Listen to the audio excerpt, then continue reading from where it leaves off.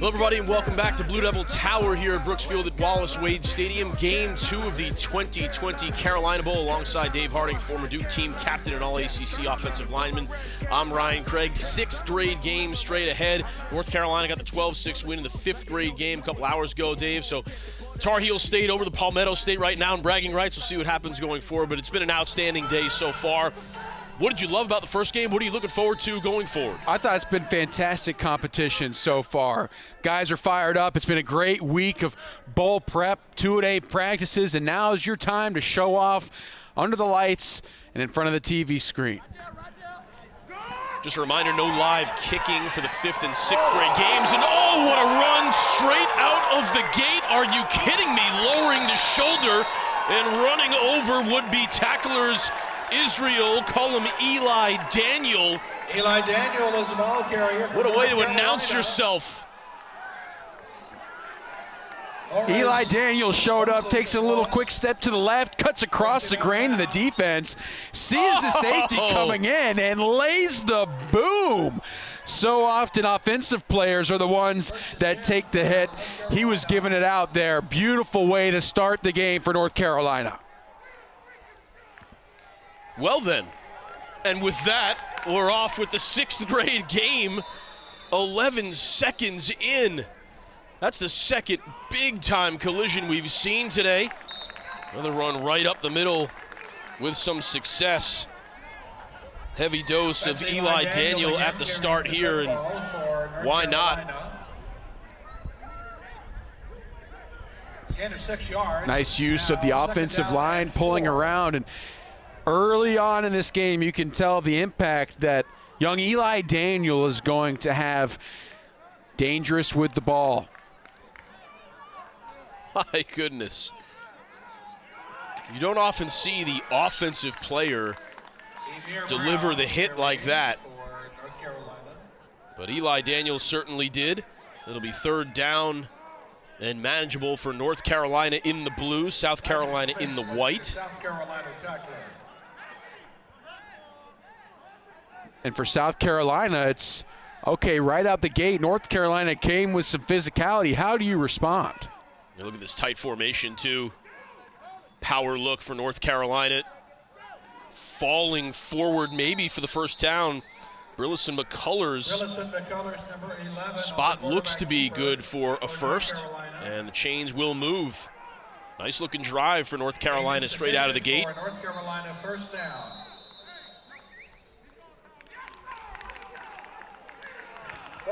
We'll get a timeout for South Carolina right away. You can hear the enthusiasm from all the way across the field coming from the North Carolina bench already. Yeah, the North Carolina coaches are fired up, as they should be.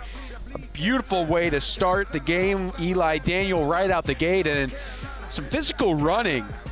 Whether that's McCullers, a quarterback, just getting in behind his pads, picking up the first down here. Here's another look at it. Watch the vision there to cut back, plant his right foot and get upfield, and then lower the shoulder to pick up some more yards after contact with the stiff arm at the end, Ryan. Looks like you running the rock. Now that looks like me. Getting run over. Exactly. Exactly. The guy with his back on the turf, that's me. Either way, it's going to be interesting to see, is North Carolina able to maintain this momentum, and in South Carolina early, can they weather the storm? Well, this is such a game predicated upon energy and intensity, and when you have a guy do something like that on the first play, I mean, that's a tone setter for the rest of the afternoon. Flag down, 1st and 10, ball on the 32-yard line, offsides on South Carolina, so all things positive for North Carolina here in the early going. Still first down.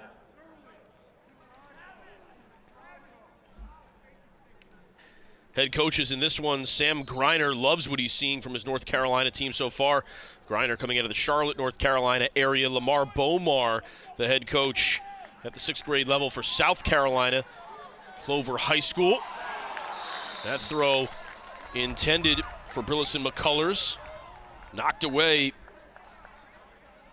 Looked like Jonathan Spurgeon. Spurgeon was on the receiving end of that first collision and does a nice job there to break that one up. Look, defensive backs, right? You got to turn the page. That's one of the most important attributes for guys like that, and he certainly does so.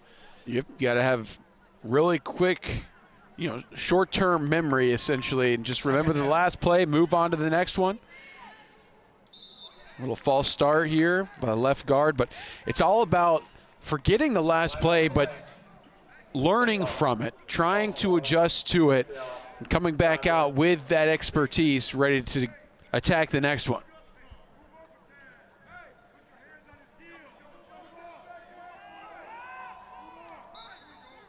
So now back to a 2nd and 10. Oh, nice play there in the backfield. No room for Eli Daniel that time. Charles Hine arriving with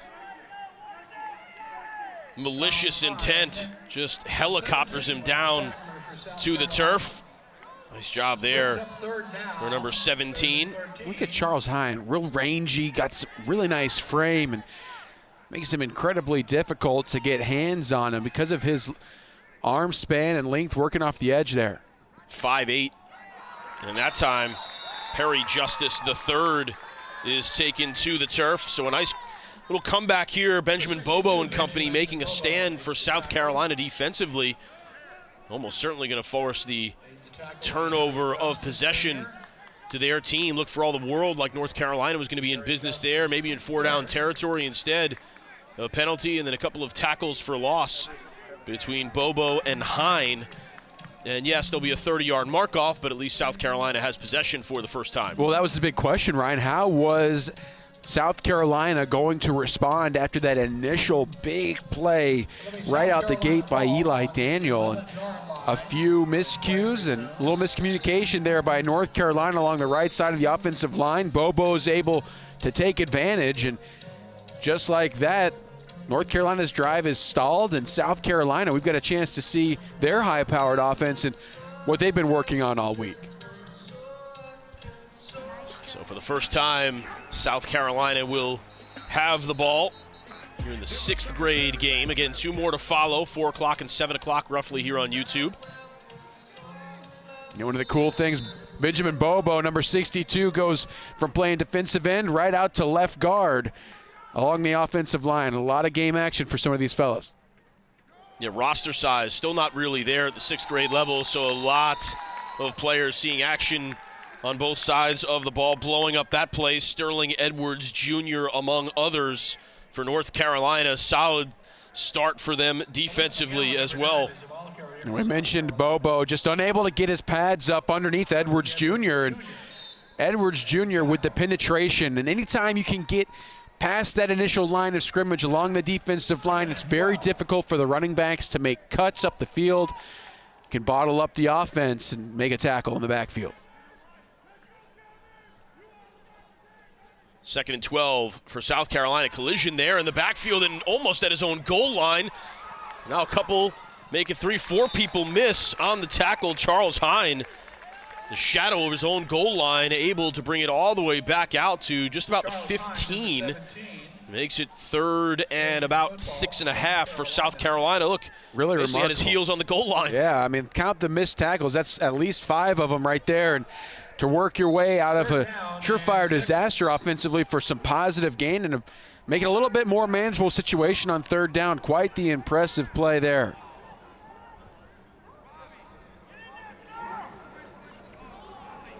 Third down.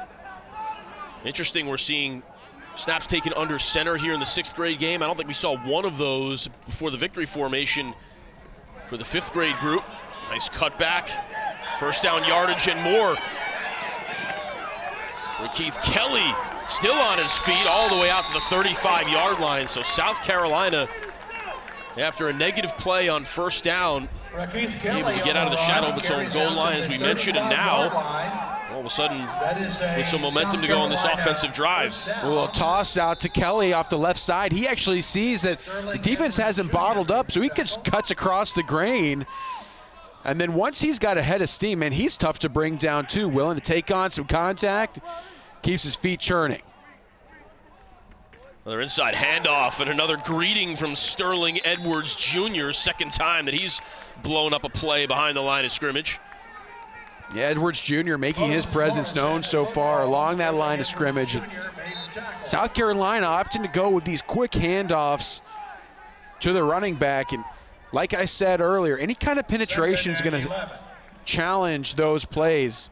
You've seen multiple times. Big 72 finding his way into the backfield. Didn't have to travel far for this game. He's from Durham, North Carolina. This has to be a fun moment for him playing at Brooks Field at Wallace Wade Stadium.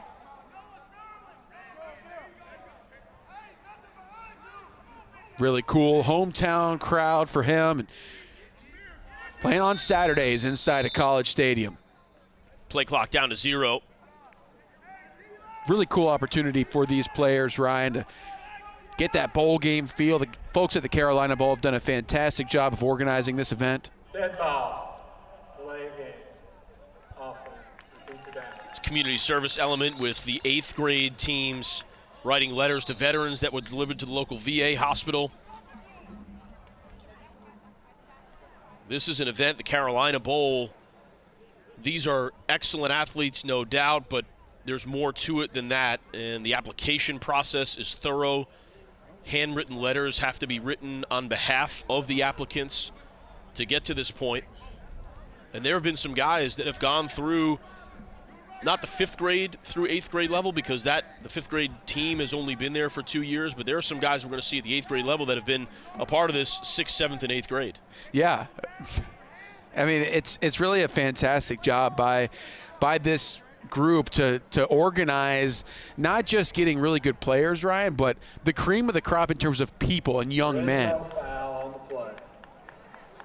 Looks like they'll wave the flag off potentially.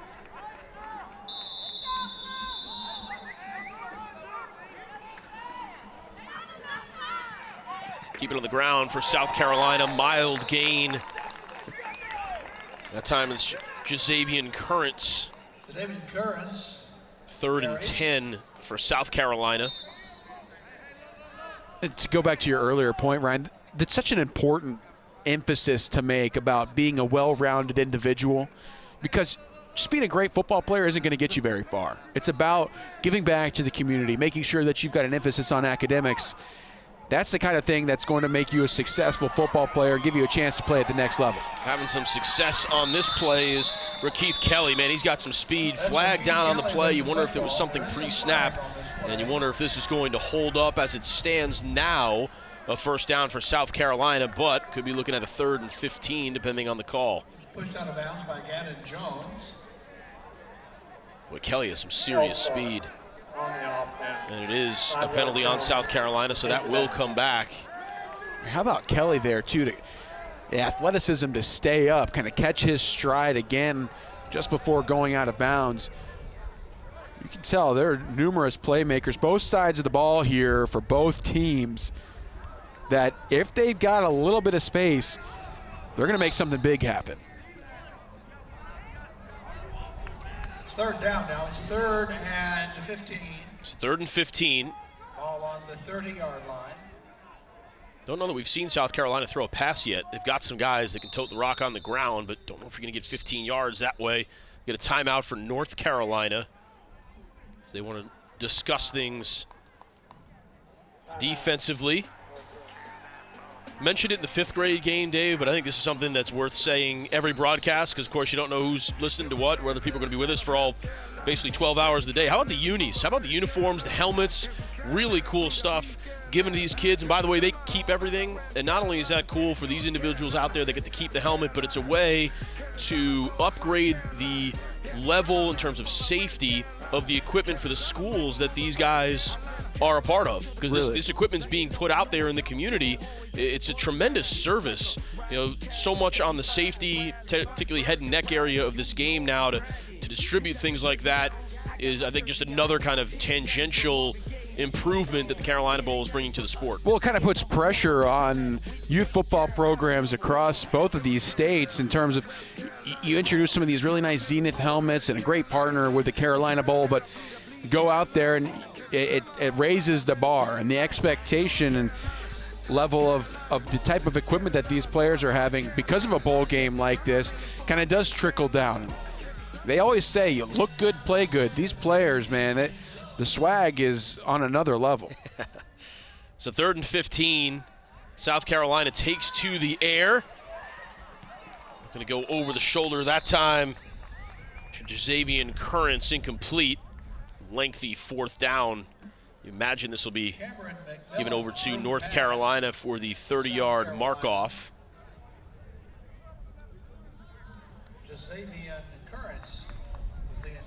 Today is really a culmination of sorts. You mentioned the bowl week, but of course, this evaluation process has gone on for quite a while. It goes on throughout tryouts and camps. There are youth associations and organizations. There are regional directors and state directors that carry out the mission of this program. So what we're going to see today is a very small fraction of what goes on all year long to help grow the game and grow these individuals, both in North and South Carolina. You're right, it's far more than just a game. They've got different combines, a crucible, other ways that you can come in and compete.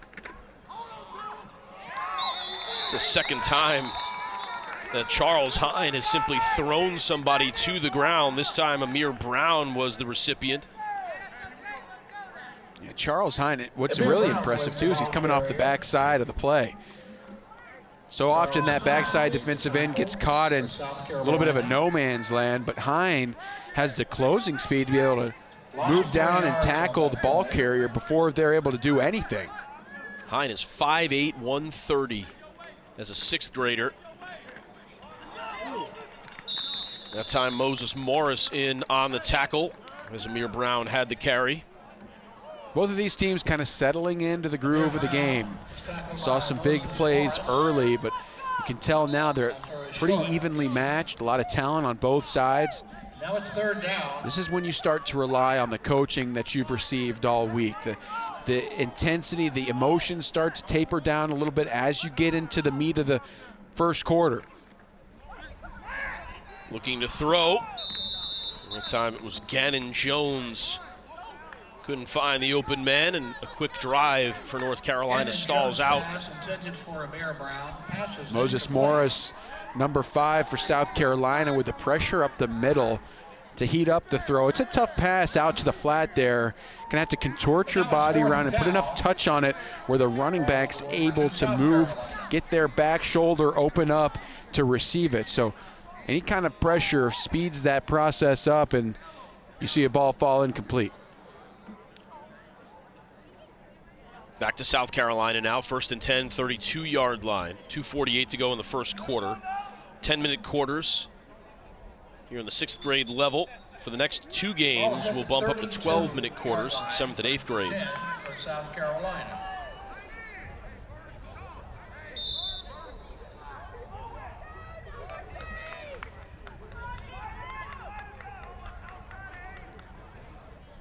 A unique system for South Carolina. We mentioned that we hadn't seen them throw the ball all that much, but look how many players are bunched in tight right there. All 11 right in between the hashes. That ball is loose. Who's got it? Looks like South Carolina will retain possession, but it'll be a loss of yardage, and we saw some of the snapping difficulties in the 5th grade game. A lot of that was out of the shotgun. This from under center, just a bad connection there. Yeah, ball just doesn't get back to the hands of the quarterback.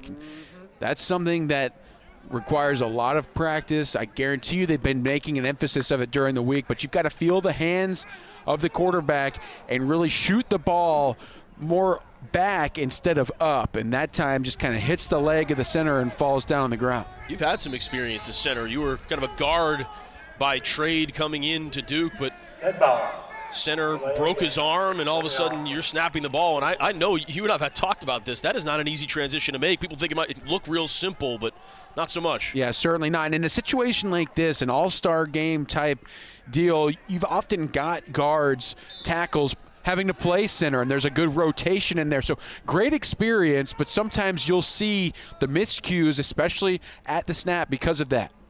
Handoff on 2nd and long. Like Malik McGowan getting the carry that time. It'll be 3rd and long for South Carolina.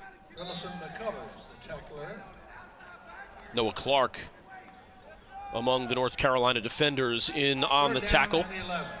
This North Carolina defense really begging South Carolina, daring them to throw the football. Got everybody kind of lined up in tight.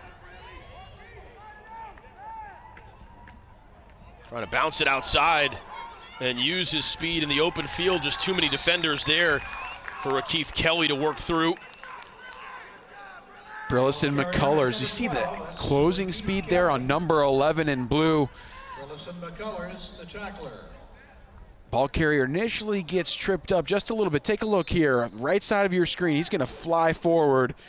That's the difference right there. Wrapping up around the legs, bringing the ball carrier down. And you could see, even if Kelly had worked his way through that last tackle, the pursuit by North Carolina, 5 or 6 other blue jerseys in the frame as well. Down. South Carolina will go for it on 4th and 10 from its own 32-yard line, and that will lead to a timeout. You're trying to get North Carolina off guard. You expect to punt, especially in that field position. North Carolina did an excellent job of communicating between their coaches and all the players on the field, the captains, getting people lined up to where South Carolina was not able to take advantage of any alignment miscues and forcing the Palmetto State into a timeout.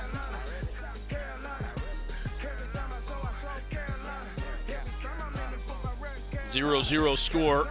Saw 3 touchdowns in the earlier game today.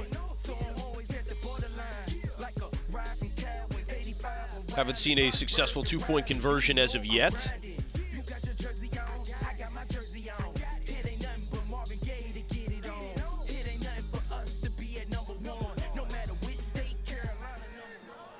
South Carolina still going for it on 4th and 10. Formation spread apart this time. Heavy pressure defensively for North Carolina. That's going to be it. Gavin Lennon, first contact that time. And so North Carolina not only comes up with a stop, but it's a tackle for loss. It's a sack on the play, and they are in business as North Carolina. Great field position. Surprised at all going for it on 4th and 10 this early in the game. Yeah, especially in that field position, and you've got to credit Gavin Lennon in his pursuit of the quarterback, working against Malik McGowan, the running back, number 9. He just kept working at it through the block, and as the quarterback stepped up into the pocket, he swallowed him up. North Carolina getting settled on offense, already under 10 seconds to go on the play clock, and it's tough because a lot of these guys are staying on the field, and so they can't communicate necessarily with the coaches coming off. And that one is bobbled in the air, and how about picked right back up again? Looks like it'll stay with North Carolina. Getting the tunnel screen going to the boundary side along the South Carolina sideline, and very fortunate. That's one of those situations, Ryan, where you wonder, is it a catch initially because the ball pops out of his hands. Fortunate, though, it was ruled a catch. It bounces off the turf back into his paws, and chance to play again on 2nd down.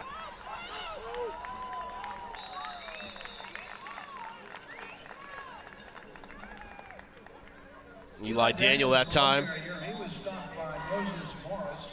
Taking a look here. Tunnel screen off to the right.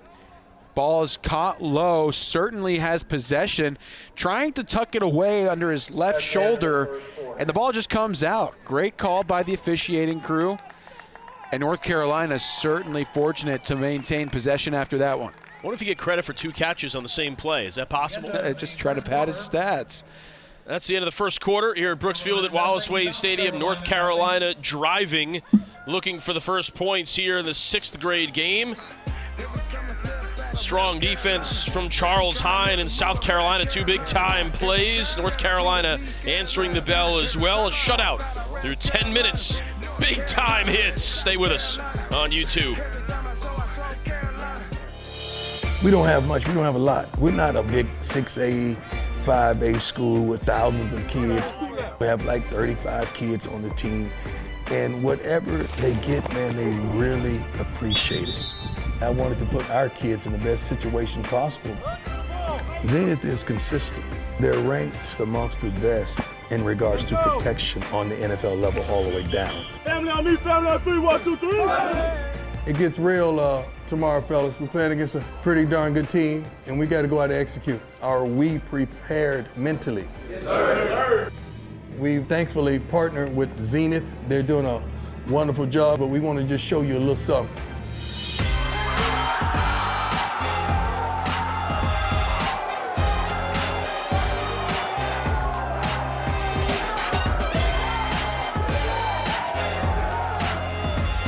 They really care about kids. They really care about our future. And I happen to have 2 kids on this team. So that means if they care about what I care about, that's a wonderful match. Back live here in the second quarter. 4th and 1. Already had 4 of the 6 allotted timeouts called here with 9:29 to play in the second quarter. North Carolina taking this one. Huge play in the game, Ryan. Early on, absolutely. Touchdowns seem to be scarce here today at Brooks Field at Wallace Wade Stadium, and so North Carolina an opportunity here at about the 20-yard line, get a fresh set of downs.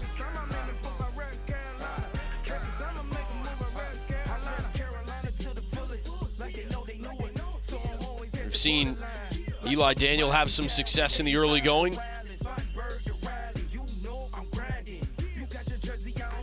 In the earlier game, the 5th grade game, a few players really started to emerge as we got into the second quarter, and I expect a lot of the same here. Who's going to step up? Keeper. Oh, it's going to be close. Depends on the spot. Might just have it. Brillison McCullers earns the first down for North Carolina. Not by much, but just enough. Thought South Carolina did a pretty good job stringing this one out. And take a look at those lead blockers there, Ryan. Just opening up enough space for McCullers, and he dives forward. Great awareness of where he needed to be to get that first down. Look at that formation. McCullers busts it up the middle. North Carolina 9 yards away from the end zone now. It'll be 2nd and short. There's a lot more to this than just a run up the middle. Take a look at the lead blocks, got the running back and the fullback. When you are able to run your quarterback like McCullers, it buys you some extra hats up front to help spring you. Similar looking play. McCullers trying to bring it all the way to the other side. Oh, it's a brilliant job by Jonathan Spurgeon, just hanging on to the jersey. If he was able to get out in space, that might have been 6 because everybody was bottled up on that side of the field. Just slowed down McCullers enough to wait for reinforcements. Nice play that time by Spurgeon. Grabbing on to the belt loop, anything you can. Hanging on just for dear life. Because McCullers, you're exactly right, had the vision to be able to rotate around, cut that one back, and almost got to the outside of the defense. You see North Carolina go to this play a number of times now. You wonder if one of these times is going to be pulled back and maybe a throwing play, and right at the sticks once again. It's like McCullers has something in his helmet telling him exactly where the yard to gain is, and this one they may even have to come and measure. Last time on 4th and 1, he got maybe 3 feet 3 inches, and now they're going to have to see if North Carolina will have to run a 4th down play or if it'll be 1st and goal from roughly the 8-yard line. Yeah, they gave him the first down, Ryan. Great explosion up the field by McCullers to pick up another first down. Okay, it's 1st and goal now for North Carolina. Wait for it, the field. Outside. Nope. 1st and goal. Good job. Stopped after a short gain.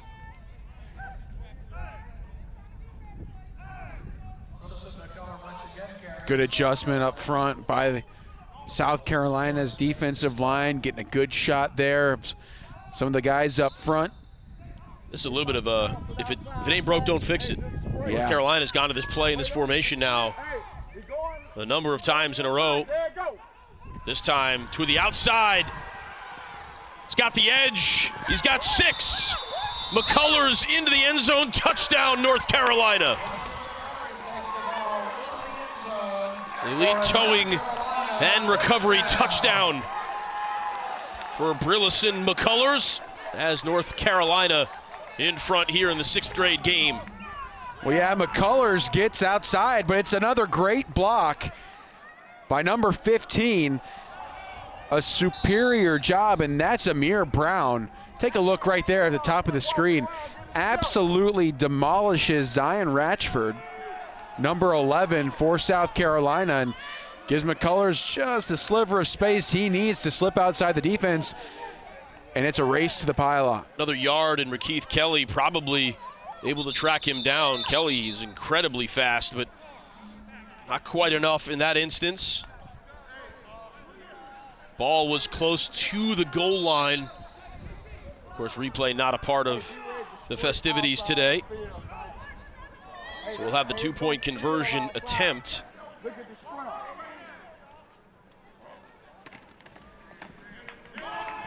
Perry Justice III back to throw. Conversion no good, so it'll stay 6-0 in favor of North Carolina with 6:56 to play here in the first half. Not good. Our score, North Carolina 6, South Carolina nothing. Ryan, we wondered who was going to step up. We talked about how the 5th grade game earlier today, a few players, especially in the second quarter, once people got a little bit more comfortable, started to emerge. And in this case, it's Brillison McCullers, number 11, running away with it. Good ball security, diving for that near pylon. We saw on numerous occasions in that drive where McCullers just seemed to have a knack, a sixth sense, if you will, for where the first down marker was. Some critical pickups and conversions, and then there, no line more important than the goal line. McCullers found it. 30-yard line.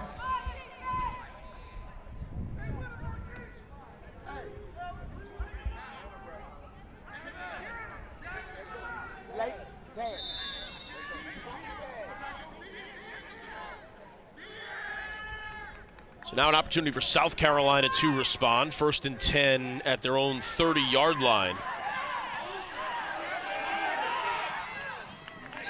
I have a feeling we're going to be seeing Rakeith Kelly featured heavily for the South Carolina team. Seems to be one of those next-level athletes you talked about, Dave.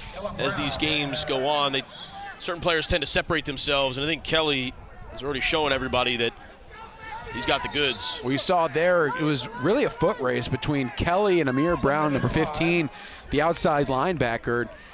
Brown actually had a good step on it, but Kelly was just able to outrun him around the edge and get a few good yards picked up on first down. Flag down on the play. Illegal substitution, 12 men on the field against the defense. 5-yard penalty. Repeat the down. Penalty for illegal substitution on North Carolina, so The penalty results in a first down. that will give South Carolina the first down. First down for South Carolina.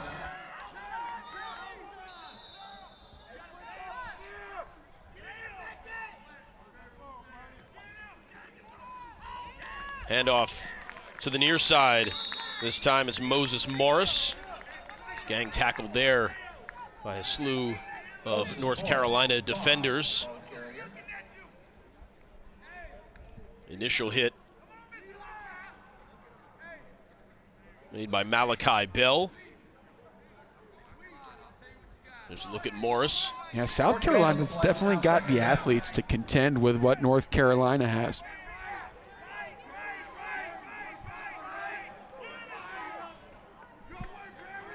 Brooks Vaughn hands it off to Kelly, who cuts it upfield. Kelly running around and through the entire North Carolina defense. Kelly points at the defenders and heads to the end zone. Rakeith Kelly ties it at 6.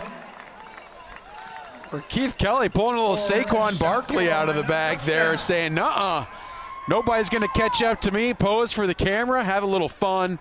Why not? Keith Kelly, latest touchdown brought to you by Elite Towing and Recovery. And Dave, let's just be honest, he's one of those guys. You play with a guy named Devon Edwards, and as soon as he broke through that first line on kickoff return, there was nobody who was going to catch him. Right about here, there's nobody that's going to catch Keith Kelly. Well, Keith Kelly, he kind of takes a few steps back right off the snap, gives a little to gain a lot, and it's all about the vision. Look at that point. He knows he's got the speed to break away, and nobody can get anywhere near his area code. Supreme athleticism for Kelly. A little showmanship as well. 5:57 on the clock. 6-all here in the first half.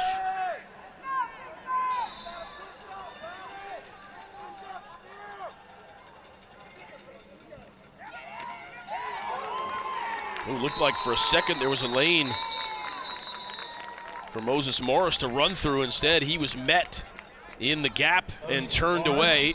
2-point conversion, no good. Tackled. So we'll stay half a dozen apiece. Extra point is not good. Here in the And 6th so grade our game, score, Brooksfield North Wallace Carolina Wade 6, Stadium. South Carolina 6.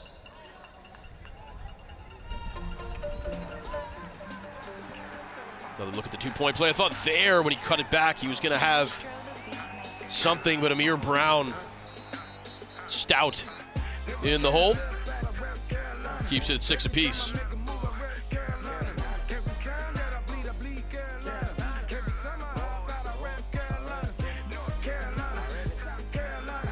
There's a look at Amir Brown.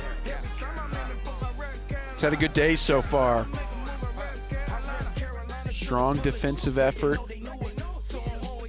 That's clearly going to be important with the likes of really all the players over on the South Carolina roster, but especially Keith Kelly and the speed that he exhibits. You've got to have really sound tackling for North Carolina. I'm sure that's one of the points of emphasis they will have over on the sideline during some of these timeout opportunities. But regardless, we saw in the last timeout, South Carolina able to pull away down the field. It was Burleson McCullers. So between McCullers and Kelly, which one's able to lead their team to pay dirt enough times really seems to be the one that will win the game. Cole Perry in a quarterback for North Carolina.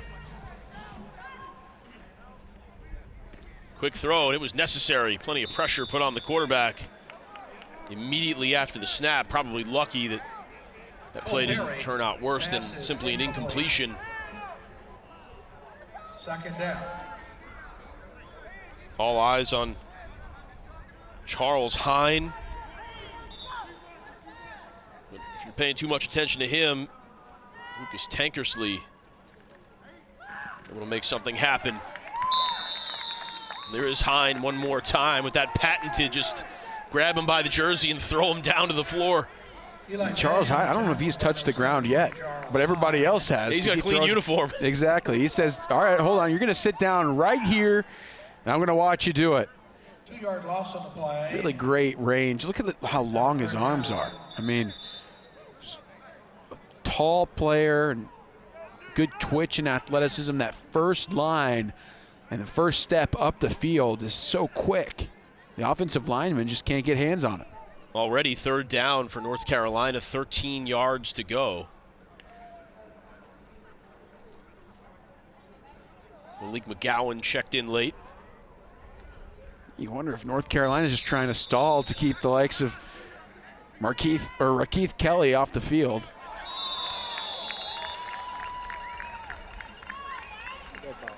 Offside that time on Charles Hine. 5 yard. Bit too anxious for another TFL. It's honestly a smart move when you've got a really aggressive defense and the likes of Charles Hine breathing down your neck. Go ahead and give him a solid hard count. Try to get him jump off sides, free 5 yards. Cole Perry up the middle. And guess who on the tackle? Another Charles Hine.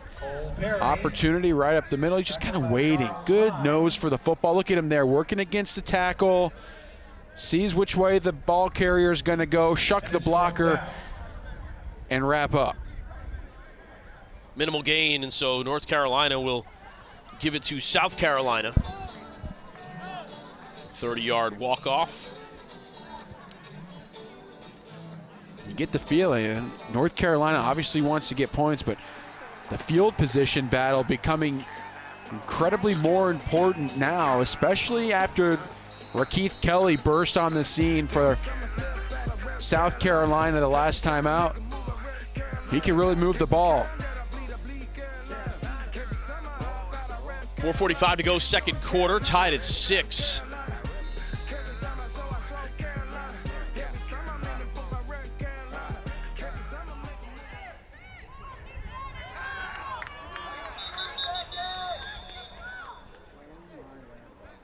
Whistles stop play once again. Timeout. North Carolina. That's their final time. Third and final timeout for North Carolina here in the first half.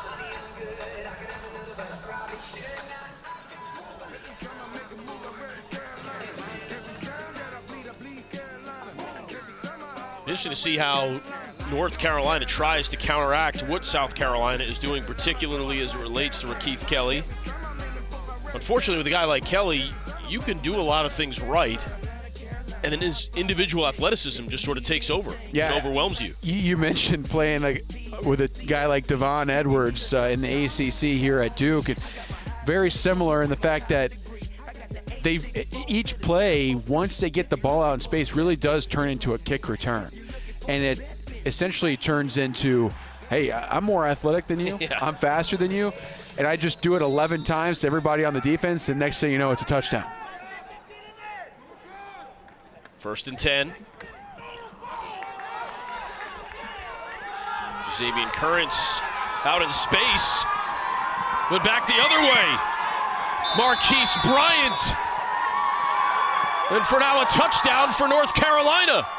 Yeah, they're calling this a lateral. The pass out to the flat, and we'll get another look at it here. It's an elite towing and recovery touchdown for now. Clearly, the South Carolina player thought that the ball was passed forward and incomplete. Ryan, that ball does appear to be at least straight down the line, not back. I would totally agree with you. I don't think it was forward, but I don't know that it was backward. I think it's right down the line, which would be an incomplete pass, but credit to Marquise Bryant. Play the whistle. No whistle. Yep, no whistle blown, and Xavier Currents there would like to have that back. He kind of stopped on the play. Ball falls incomplete, but you never heard the whistle. You've got to find a way to get on the ball, especially on a play like that. When there's a little bit of gray area, you want to take any doubt out, jump on the football. These are tremendous learning opportunities for players, not just Currents in this situation, but a great job running the ball down, picking it up, and getting it back into the end zone for North Carolina. We're going to get out in space, and we have our first successful two-point conversion of the day. It's Brillis McCullers. 2 points for North Carolina. They take a 14-6 lead here with 4:35 to play, and what a difference. South Carolina gets the ball back. I think maybe they're in business. They've got some momentum offensively. Perhaps they'll go down the field, take the lead. All of a sudden, a scoop and score for Marquise Bryant. McCullers tacks it on. Next thing you know, it's North Carolina by 8. You mentioned that being the first two-point conversion that we've seen today. I mean, that has bound to be a major factor in this game. As the clock continues to run and this contest develops, that 2 points goes a long way, and you're right. I mean, whichever team's able to capitalize on the mistakes of the other, Ryan, got a feeling that they're going to be the one that comes out in the upper hand today. And so far, that's been North Carolina. Well, this also feels like a more wide-open game, the 6th grade game, than the 5th grade game we saw just a couple of hours ago. There just didn't seem to be a lot of plays in the open field. Here, this 6th grade game, we've already seen Rakeith Kelly get out in space. We've seen Marquise Bryant with that turnover turn into a touchdown. Huge hit on the first play from Eli Daniel, delivering the blow. Look, that's an extra year of maturation, just physical maturity, another year spent in the game. Well, you can see some specialization, too. It's amazing the difference between 5th and 6th. The linemen look more like linemen. The running backs look more like running backs because you start to find out what you're good at. Flag down on the play as Currents continues to fight for yardage.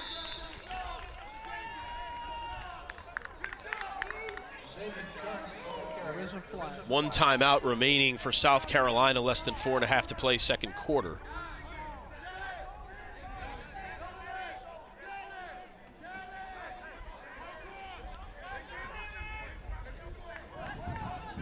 Holding on the offense. 10-yard penalty. Repeat the down. Taking a look at the replay. Take a look at number 12. Right at the top of the screen to the right. He's going to come in. Keith Kelly with the hold. He's been so impactful so far today. You see there, pull of the jersey as he falls down. That's clearly what was thrown, as just throwing his player down to the ground. Good news, first down. Bad news, it's a long way. yeah, 20 yards to go or so for South Carolina. Yard line. First down. But we've seen with the likes of Keith Kelly, although that penalty was on him, he's got a chance to atone for this. Brooks Vaughn hands it off. Met by Noah Clark. Clark in behind the line of scrimmage. That was not a friendly meeting either. I mean, Noah Clark came in there with bad intentions. Right up the line of scrimmage, patiently waits, did not over-pursue. Take a look here, right side of your screen. Works around the right guard, number 52, and swallows up the ball carrier. Moses Morris says, let's maybe take that play out of the playbook. Or yes, please. execute it a little better. We want to run it again. Looked like a false start that time. South Carolina will head 5 yards further back. That was going to be a direct snap to Keith Kelly, just trying to get the ball in their playmakers' hands immediately. Discipline is such an important part of the game, Ryan. False start on the offense. Repeat the down. You hear so often coaches talking about that. The fundamentals at a young age, always important, and there's really no more important fundamental than making sure that you are lined up in the right place and waiting until the snap. Well, here's a guy that can make up for a lot of issues himself. I thought that was really well done, to be honest, by Amir Brown to keep that play from being even more than it was as it stands. It's going to be third down and about 12 after a pretty significant gain for Kelly. Yeah, well, we're seeing this little, race kind of between the two of them, between Amir Kelly and Keith Kelly and Amir Brown. And Brown playing the outside linebacker, initially lost contained, but had the speed to make up for his mistake and make the tackle in space. Oh, getting the toe that time. It was Gavin Lennon tripping up Moses Morris. I mean, talk about a shoelace tackle. Watch him dive for it here, Ryan. He's going to emerge right off of the right tackle and got just enough to bring it down. Had two teammates in the vicinity, but you're right. I mean, that is a shoestring definition. Gavin Lennon from just down the road in Raleigh, North Carolina. It'll be the 30-yard mark-off, and North Carolina will have possession. No timeouts, 2:17 on the clock. Imagine we'll see a heavy dose of Brillis and McCullers here.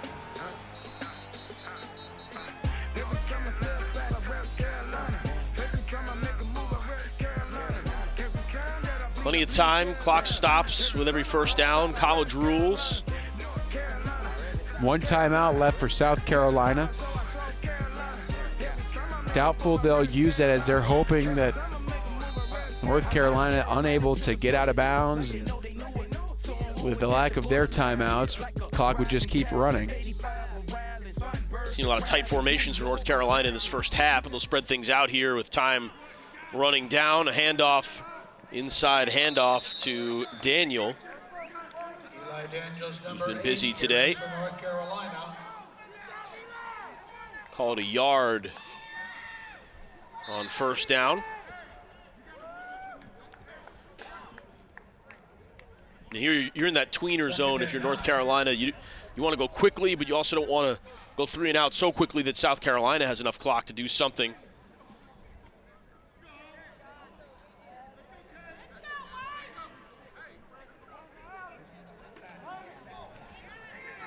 Handoff again inside, and once again, it's Charles Hine taking down Eli Daniel. North Carolina going with the same play on back-to-back plays. A little counter, pulling the left guard and the left tackle long to the right side, trying to beef up some blocking. You see there, 48-24 pulling around. Just nothing there, and the South Carolina defense, led by 17, Charles Hine, all over it. After this play, you may see a timeout from South Carolina, depending on what happens.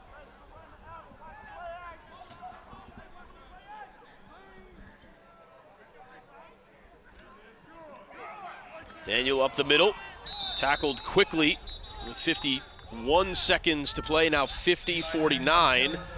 Clock stops. South Carolina does take timeout. You hate, look, you don't want to put pressure on any of these kids, right? We're sitting, you don't want to. But doesn't Charles Hine remind you of what that position has become at the highest levels of college football and sort of the NFL, right? The long, rangy defensive end. Duke has an All-American on their roster, built almost that exact same way, and with Rumpf. You just see guys like that all the time now. They used to be what you'd call undersized, but instead it's their ability to get down the line of scrimmage, cover guys in space, rush the passer. He just has a frame that you see a lot of these days. He does, and he's in 6th grade. That's what I mean. It's like you don't want to, but at the same time, I look at it completely different. I say this guy's in 6th grade and he already has these tools. What kind of improvement can he make? And obviously some of the players around him are going to catch up to him in size, but he's got such a head start and seems to have great control over his body. And I mean, think about getting into the weight room as you get older and getting on a good regimen of what you eat. But for him to have the knack of making these plays now and understanding the physicality required to play along the line of scrimmage, I mean, you're exactly right. He has everything that you think to have for a prototypical defensive end and a rush end. Now, too, you mentioned Rumpf for Duke, the All-American, but kind of play him at these tweener linebacker, defensive end type walk-around positions. And Charles Hine's got what it takes, number 17 in white.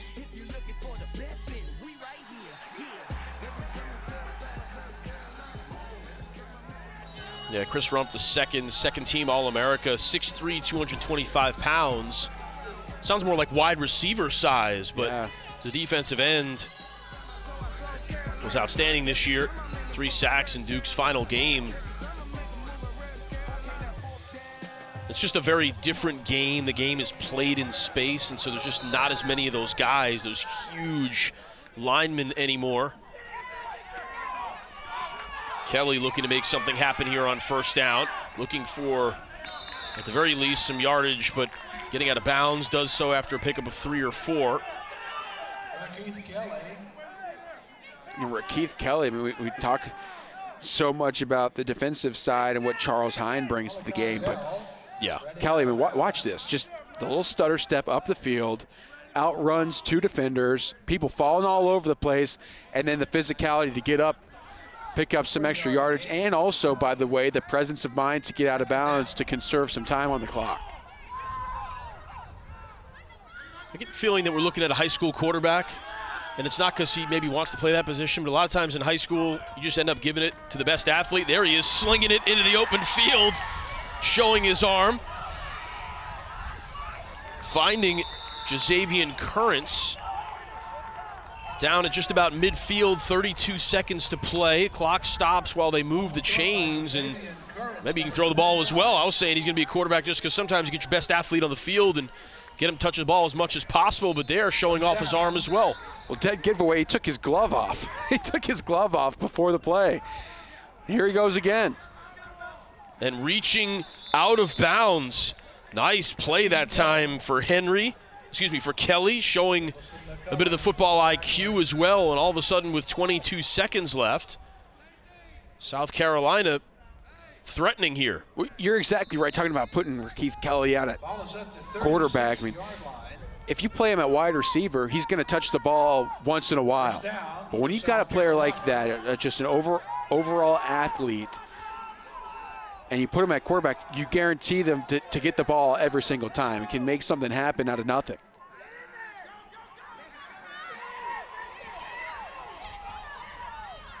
That time, harassed into a throw off balance was Cameron McMillan. Little illegal forward pass. He was over the line of scrimmage. There is the flag. 16 seconds on the clock. Penalty will be loss of down plus the yardage. On the offense.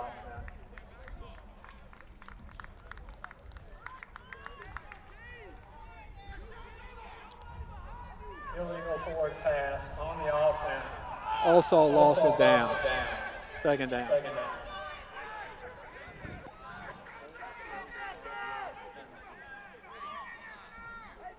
Well, I think the defensive effort for North Carolina has to center on 12 and 25. Certainly seem to be the go-tos for South Carolina at this point. Both of them split out wide to the left. McMillan throws one up in that direction. Makes the connection with 10 seconds to go. Clock stops once again on the first down. It was Currents that time coming down with it. South Carolina time for probably one more play, maybe two.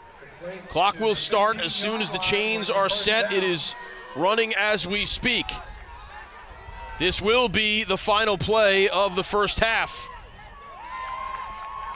Oh, and nearly getting away from the defenders was Kelly, but in the end, not going to be enough as we head to halftime, 14-6 in favor of North Carolina.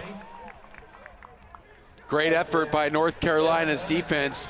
Although South Carolina able to move the ball, coming up fruitless at the end of the second quarter. Seen 3 touchdowns and a 2-point conversion thus far for North Carolina. Rilison McCullers scores the touchdown. He would later score on the 2-point conversion. Where Keith Kelly has gotten in on the act as well, showing his explosiveness. How about the scoop and score from Marquise Bryant? Backward pass. I'll take it for 6. Stay with us on YouTube. Hello, and welcome to Bull City Music School, where we offer classes in piano, strings, brass and woodwinds, percussion, and voice lessons. At Bull City Music School, we're more than just music. We have a holistic approach to teaching and learning called the Modern Approach. The Modern Approach is about looking at a student's psychological, emotional, and physical development towards their creativity, individuality, and most important, their self-confidence.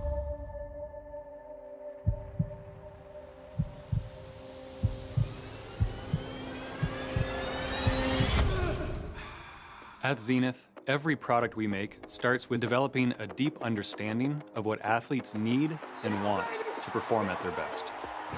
For our new helmet, we used thousands of athlete interactions and hundreds of hours of on and off the field sessions with athletes, coaches, and parents.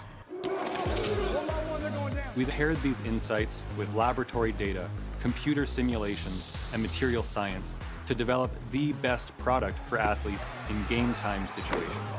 The result is the Zenith Shadow, our most evolved football helmet.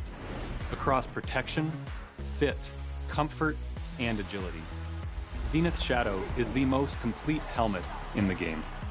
Zenith's core helmet technology was refined to optimize protection with adaptive fit, all-game comfort, and tuned balance. Zenith Shadow delivers the best on-field experience in the game at a price that's accessible to athletes, teams, and organizations. At Zenith, we believe the most successful designs solve for the needs of the athletes and their teams. With Zenith Shadow, the resulting functional performance, together with iconic styling, gives athletes the confidence to focus on the game and perform at their best.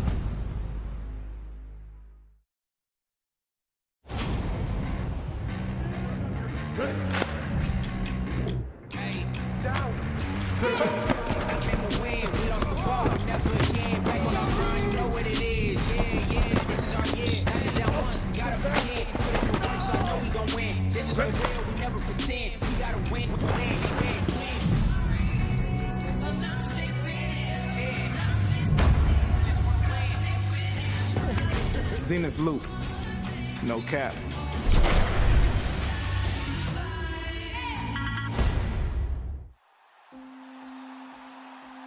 I love to sing.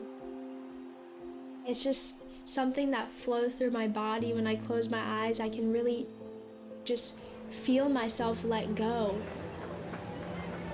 I just like to live in the moment. You know, I feel like I'm flying.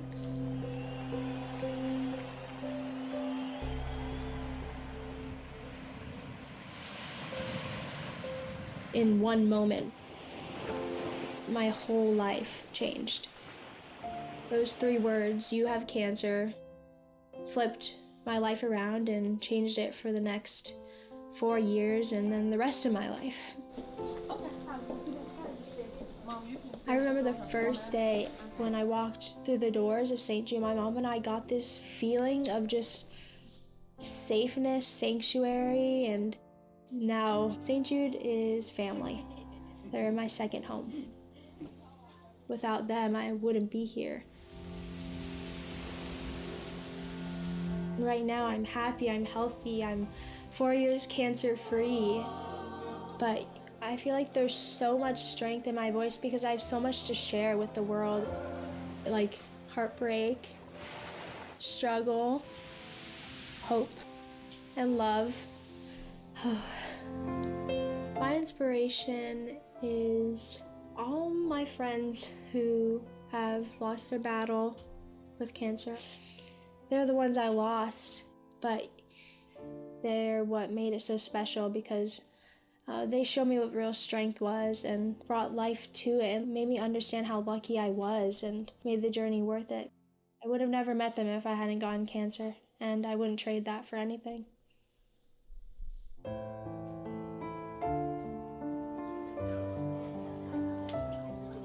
I want to make them proud. I want to show them not just that I was worth saving, but that I'm really living to my fullest potential after cancer and that there's so much more for me to do.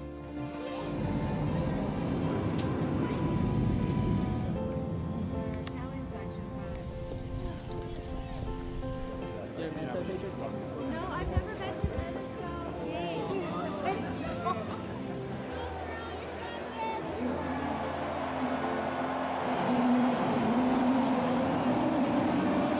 Treatment doing well and performing our national anthem.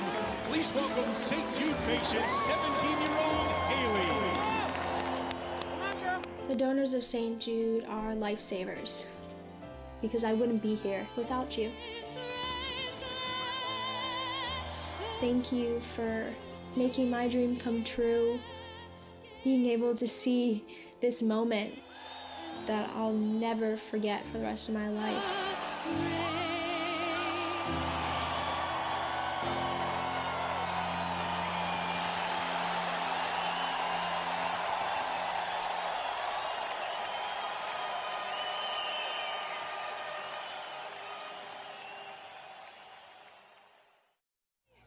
Running for the kids. All right, yeah. St. Jude. Yeah. Good morning, everybody, and welcome to the St. Jude Memphis Marathon Weekend. Team Carson. We are ready. Team Carson Elizabeth is ready. Good luck to you. I love you. And we're all running for Carson because that's nothing to what Carson went through. Team Carson!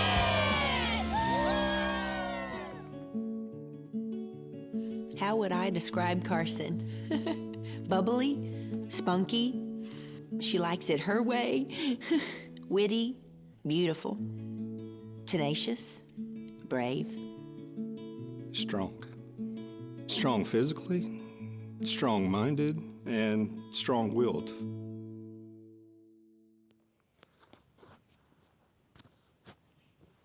I think I was sitting on the stool, putting on my shoes, and she was standing at the sink. She had kind of been complaining about her knee, and I said, Paul, I really think her knee is swollen. I think we need to have it looked at.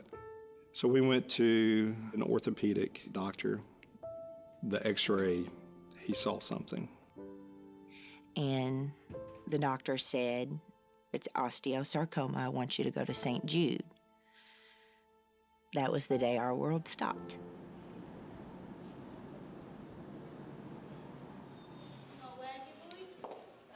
We walked through the doors of St. Jude, and from the minute we walked in the door, we knew they were doing everything they could possibly do. Carson had a tumor above her knee, and every scan showed it was growing. It was doubling in size every 21 days. After we had done 3 rounds of chemo, they took out the entire inside of her leg and put in a titanium rod, including her knee. She had 3 lung thoracotomies, one that included moving her heart to the side to take out a mass that was growing behind her heart. And never once did St. Jude give up hope.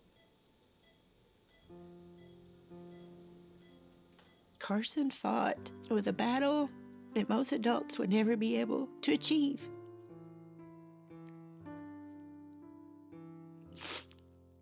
But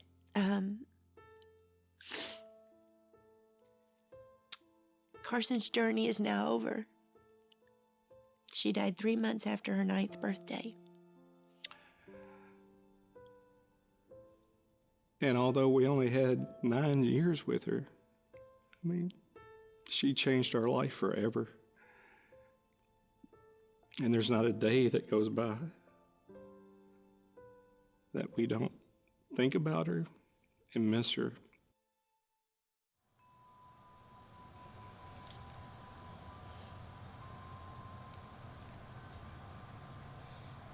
I met Carson and her family in the emergency unit of the hospital the night I was diagnosed as St. Jude. Carson is the strongest person I have and will ever meet. Carson is not gone. Whenever you need help, just think of Carson, and you can sense her presence, and then you will feel invincible with a fighter like Carson by your side.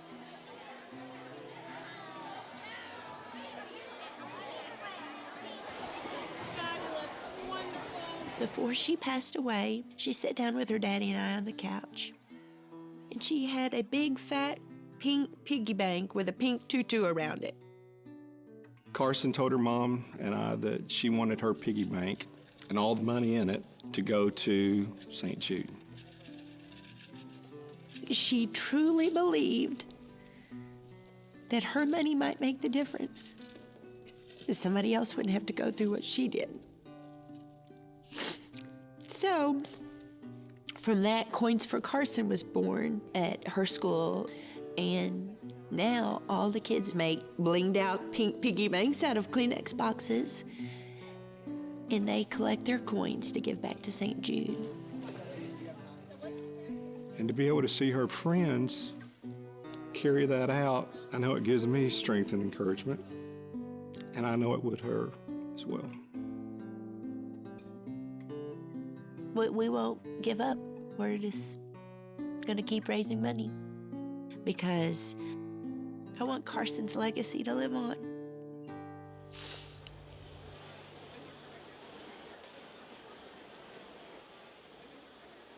Now I have the honor of introducing Paula on Team Carson. Their goal was to raise $100,000 for St. Jude. They achieved it by raising $106,000.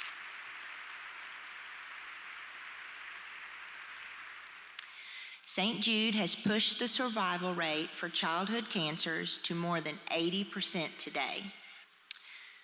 But when your daughter falls into the other 20%, then that percentage is no longer acceptable. We believe that no family should ever have to bury their own child or endure their child's odds of survival being 80-20. That's why our marathon team won't rest until that survival rate is 100%. And together, may we finally finally put an end to childhood cancer once and for all. Thank you.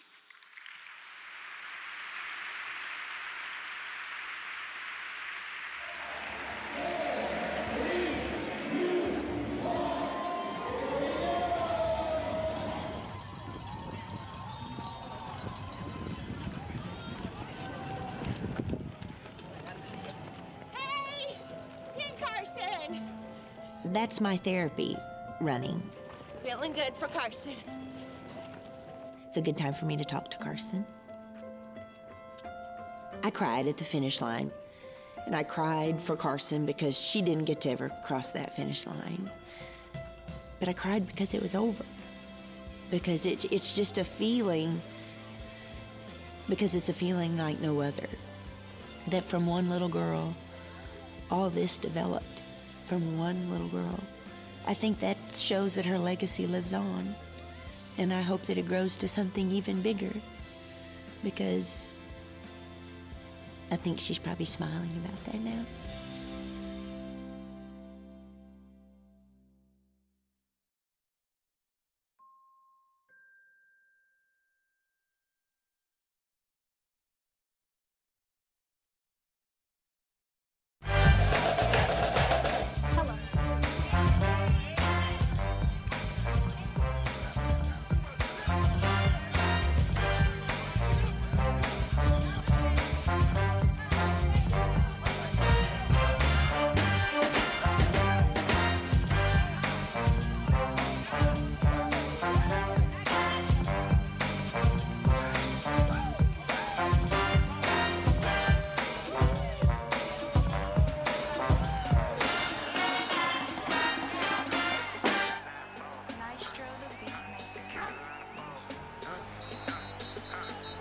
Welcome back to Brooks Field at Wallace Wade Stadium. North Carolina leads South Carolina 14-6. We've already seen 3 touchdowns in the first half of the 6th grade game. Here's part of the 2020 Carolina Bowl. Alongside Dave Harding, I'm Ryan Craig. And Dave, some really elite athleticism we're seeing out there. It is so hard to believe that all these guys are in 6th grade. I found myself thinking that a number of times in the first 2 quarters.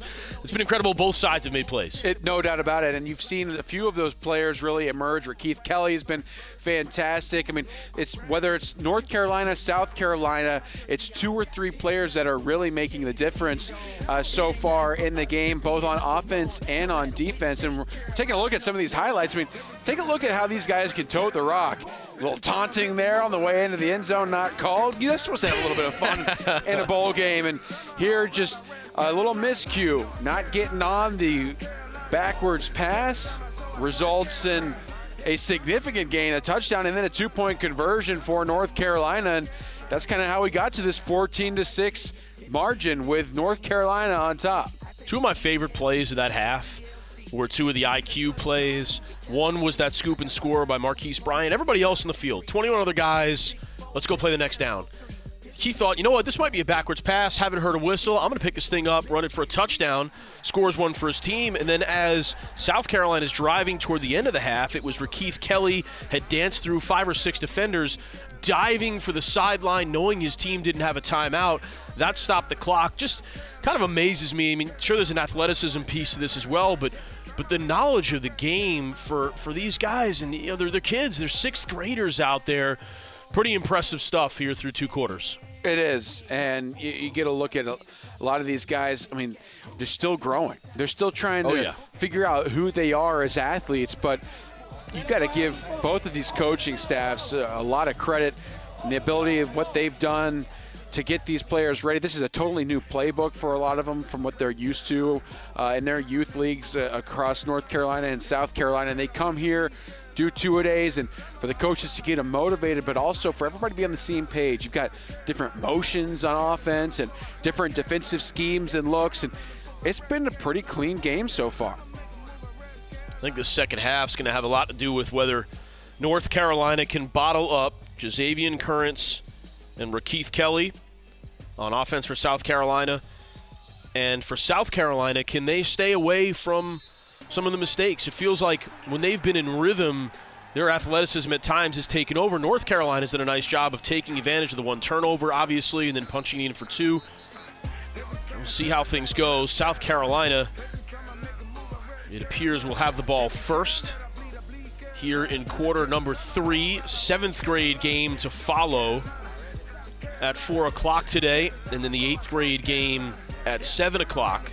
4 games, all part of the 2020 Carolina Bowl. Kids helping kids, the mantra, the slogan, the motto of this event. Terrific event for everybody involved, staff and players alike. Brooks Vaughn out there at quarterback to start things off for South Carolina in that tight formation once again. 3 backs in the backfield.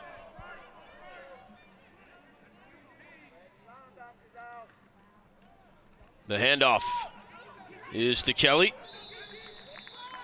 Strong 8-yard gain on that first carry, and that time very north and south for Kelly. Without a doubt. I mean, he gets in behind his pads, keeps his feet turned. Look at that. Excellent effort getting over the defenders and picking up a solid chunk of yardage. I mean, I'd go right back to that play.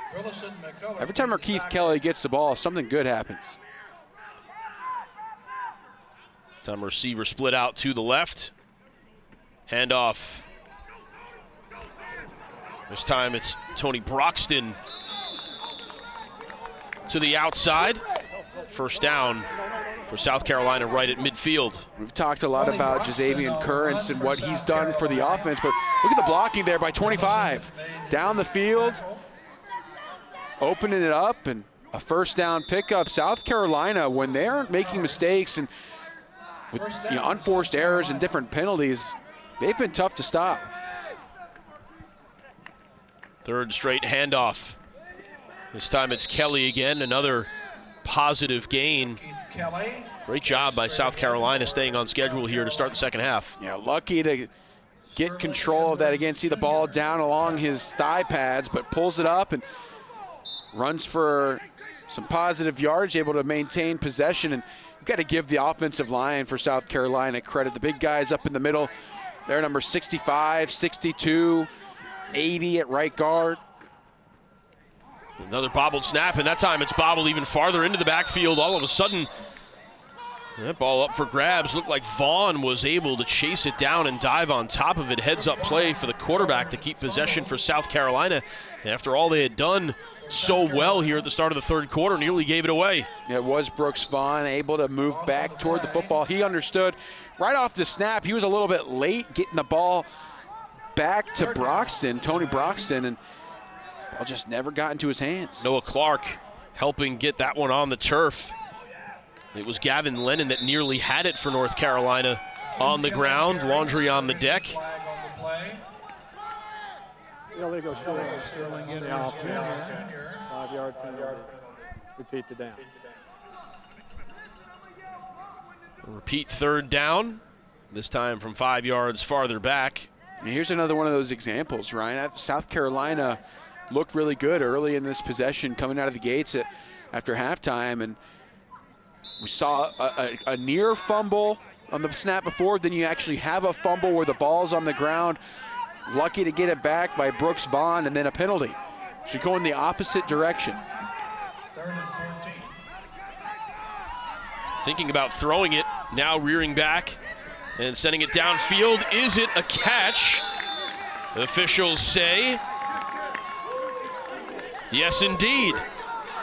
What a throw and catch as Xavier Currents hauling it in, getting his toes down on the turf. I think he was able to slide his left foot down. Good work here to keep the play alive by Markeith Kelly. And I think both feet, actually, that's probably good on Sundays, right? Just take another look. Great job by our production crew. Yeah, he slides that left foot, drags it all in bounds. How about the job by Kelly to simply stay alive and be able to turn his shoulders and get that ball downfield, just drops it in the breadbasket. And then the nice job by Currents to complete the catch. All of a sudden, South Carolina back in business. So another look at that catch. Take a look at Currents, just kind of works back to the ball. I think his left foot was down in bounds. Right foot might have touched outside, but that was after he had possession. Yep, I'm with you. Kelly just lowers the shoulder and drags 2 defenders into the end zone. Yes, touchdown, South Carolina. Elite towing and recovery touchdown makes it a 2-point game with the conversion pending. This combo between Rakeith Kelly and Jazavian Currents has been amazing. We saw the connection there on the last play, but watch 25 with a block at the top of the screen right there to open it up, working against number 17. That's Kellum Brown for North Carolina. Jazavian Currents knows that his teammate, Rakeith Kelly, does not need a whole lot of space, just blocks for long enough. Just like that, we've got a good ball game, Ryan. Timeout South Carolina as they prepare for the 2-point conversion. Just talked about it. Can North Carolina contain Kelly and Currents? And those were the two sometimes helping each other out on that drive that allowed South Carolina to score. This time, Kelly to Currents on the throw, and then ensuing play, Kelly with the block from Currents finds pay dirt. And how about Kelly dragging 3 defenders into the end zone? Number 12 and number 25 for South Carolina clearly making an impact. And if you're North Carolina's defense on this 2-point try, you've got to expect the ball to go to one of those 2 players. You had some really good success earlier in this possession running the ball up the middle. And lately it's been the passing game, so I wouldn't be surprised to see South Carolina go with that. Here's a run up the middle. And the conversion is good. Strong running from Moses Morris. And South Carolina, the near fumble, then the fumble, the penalty, all of a sudden a tough conversion. They hang on to the ball, drive it downfield, and tie this game at 14 apiece with 7:02 to play in the third. Really great blocking at the point of attack along the line of scrimmage. Got to give credit to the big guys. When you're able to run the ball up the middle, as South Carolina was able to do on that last drive, it does open up the passing lanes. You saw the likes of Jazavian Currents and certainly Rakeith Kelly take advantage of that to get this game all knotted up at 14. Huge swings in momentum just when it looked like North Carolina was going to get the ball back after some unforced errors for South Carolina. Next thing you know, 1 pass, 1 run. Got a brand new ball game here at Brooks Field at Wallace Wade Stadium. 1st and 10, North Carolina at its own 30-yard line.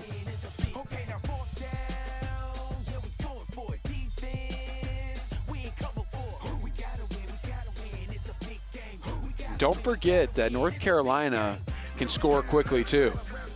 They've got several ball carriers and ball players here. Eli Daniel, one of them. He's got the ball now. Turns it upfield, and he'll gain about 3 yards on 1st down. But there's a player in white on the other side, number 17, and we've called his name multiple times today. Charles Hine has different ideas, and if you're Eli Daniel, you've got to find a way to run the ball away from 17.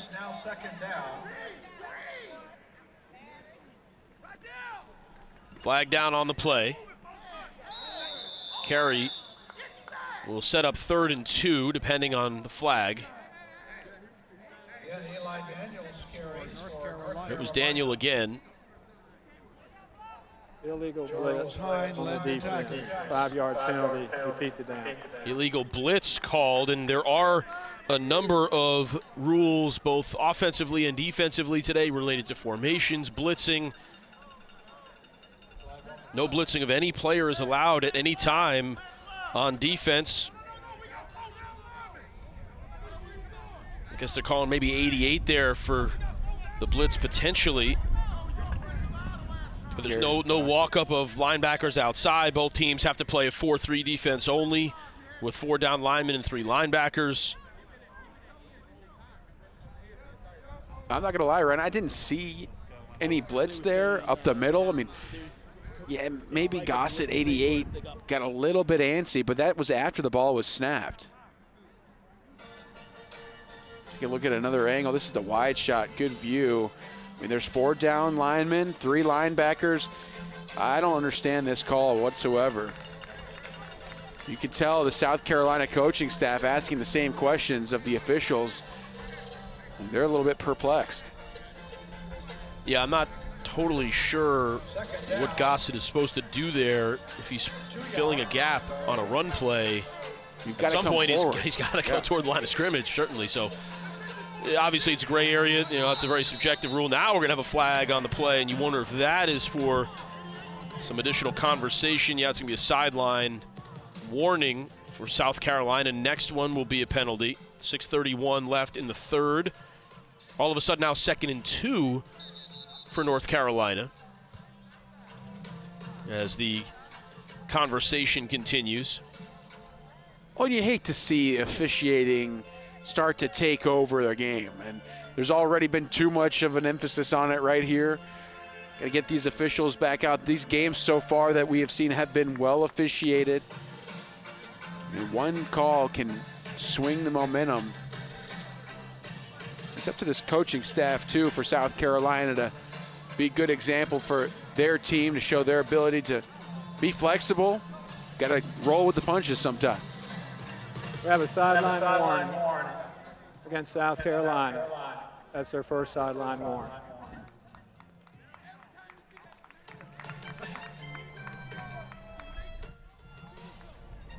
All right, so 6.5 to go in the third. Tie game, 14 apiece. Game 2 of 4. Here's part of the 2020 Carolina Bowl.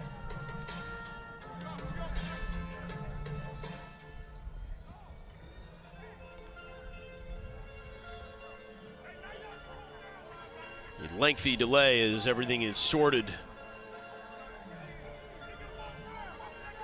Talk about trying to find a rhythm. I mean, you got to go. Let's go, man. I'm sure the guys up front, look at the defensive linemen. They're saying, are we going to get this thing going?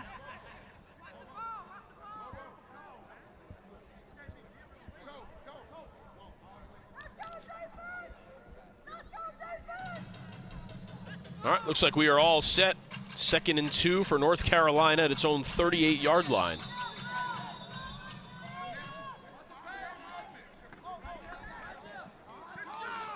A handoff for no gain. Looking to Eli Daniel once again. Eli Daniels stopped by Charles Hines and Benjamin Bobo. Let's see what North Carolina tries to do here on this 3rd and short. Have not thrown the ball. Neither side is really throwing the ball a whole lot here in this game.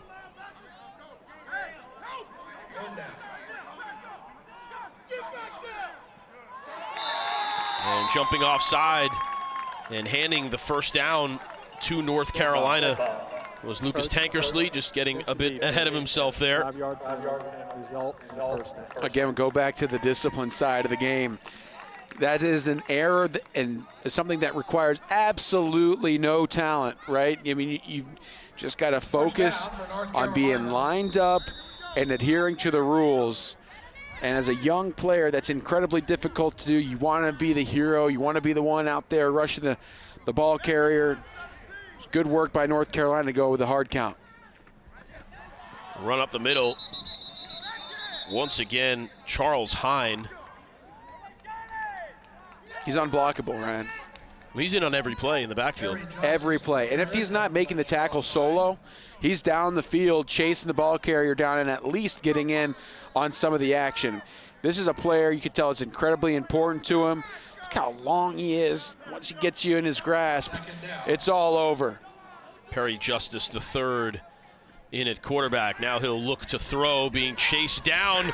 It was Hine once again. Are they going to call it a fumble or an incomplete pass? The ball was out of bounds, so it'll stay with North Carolina regardless. Just a matter of where the line of scrimmage is going to be and how quickly did Charles Hine chase Justice III down from behind. Yeah, he gets around the down block, and I do think the quarterback was in the process of throwing, but a great tomahawk just chopped down on the football by Hine. Look at the speed there to get to the quarterback. And one more time, 17 showing up for South Carolina.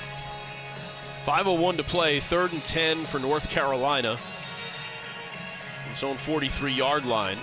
It's another look at the play. That's great coaching. I mean, I think that ball is out before the arm comes forward. It's a fumble. Like I said, it stays with North Carolina because it went out of bounds anyway. Just a matter of where the ball is spotted. So that's a forced fumble for Hine. You can just add that to what's going to be a loaded stat sheet for him by the time this game is over. He might have to be bumped up to, next year will be the 7th grade game. 10th grade. Yeah, put him in the 8th grade game for this, and then we're going to put him on varsity. Straight to Canton. Why not? Yeah. I mean, Hine has been fantastic, and that's an advanced move there.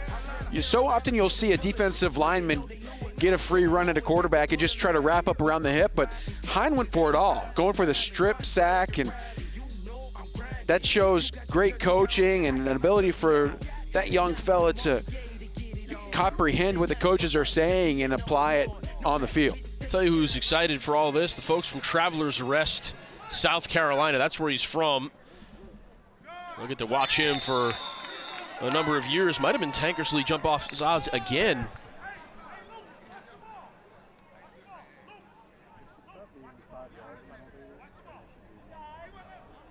Dead ball. Encroachment against the defense. 5-yard penalty. 5-yard penalty, so that makes it a much more probable conversion from 3rd and 10 to 3rd and 5. For North Carolina. See if that affects the play call at all. There's the pass and the completion. One tackle to break. Brillison McCullers has the first down for North Carolina. Moses Morris saves the touchdown and the 3rd down conversion for North Carolina.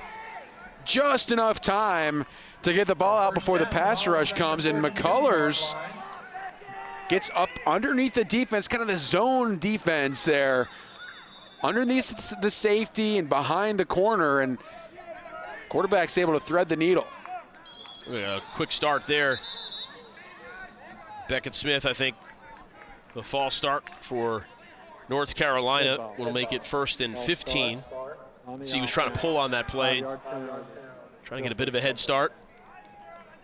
Dave Harding-esque pulling guard there, North Carolina. Hey, you got to find any advantage you can get. Not the penalty, just the athleticism. Okay. Way to try to fix that one.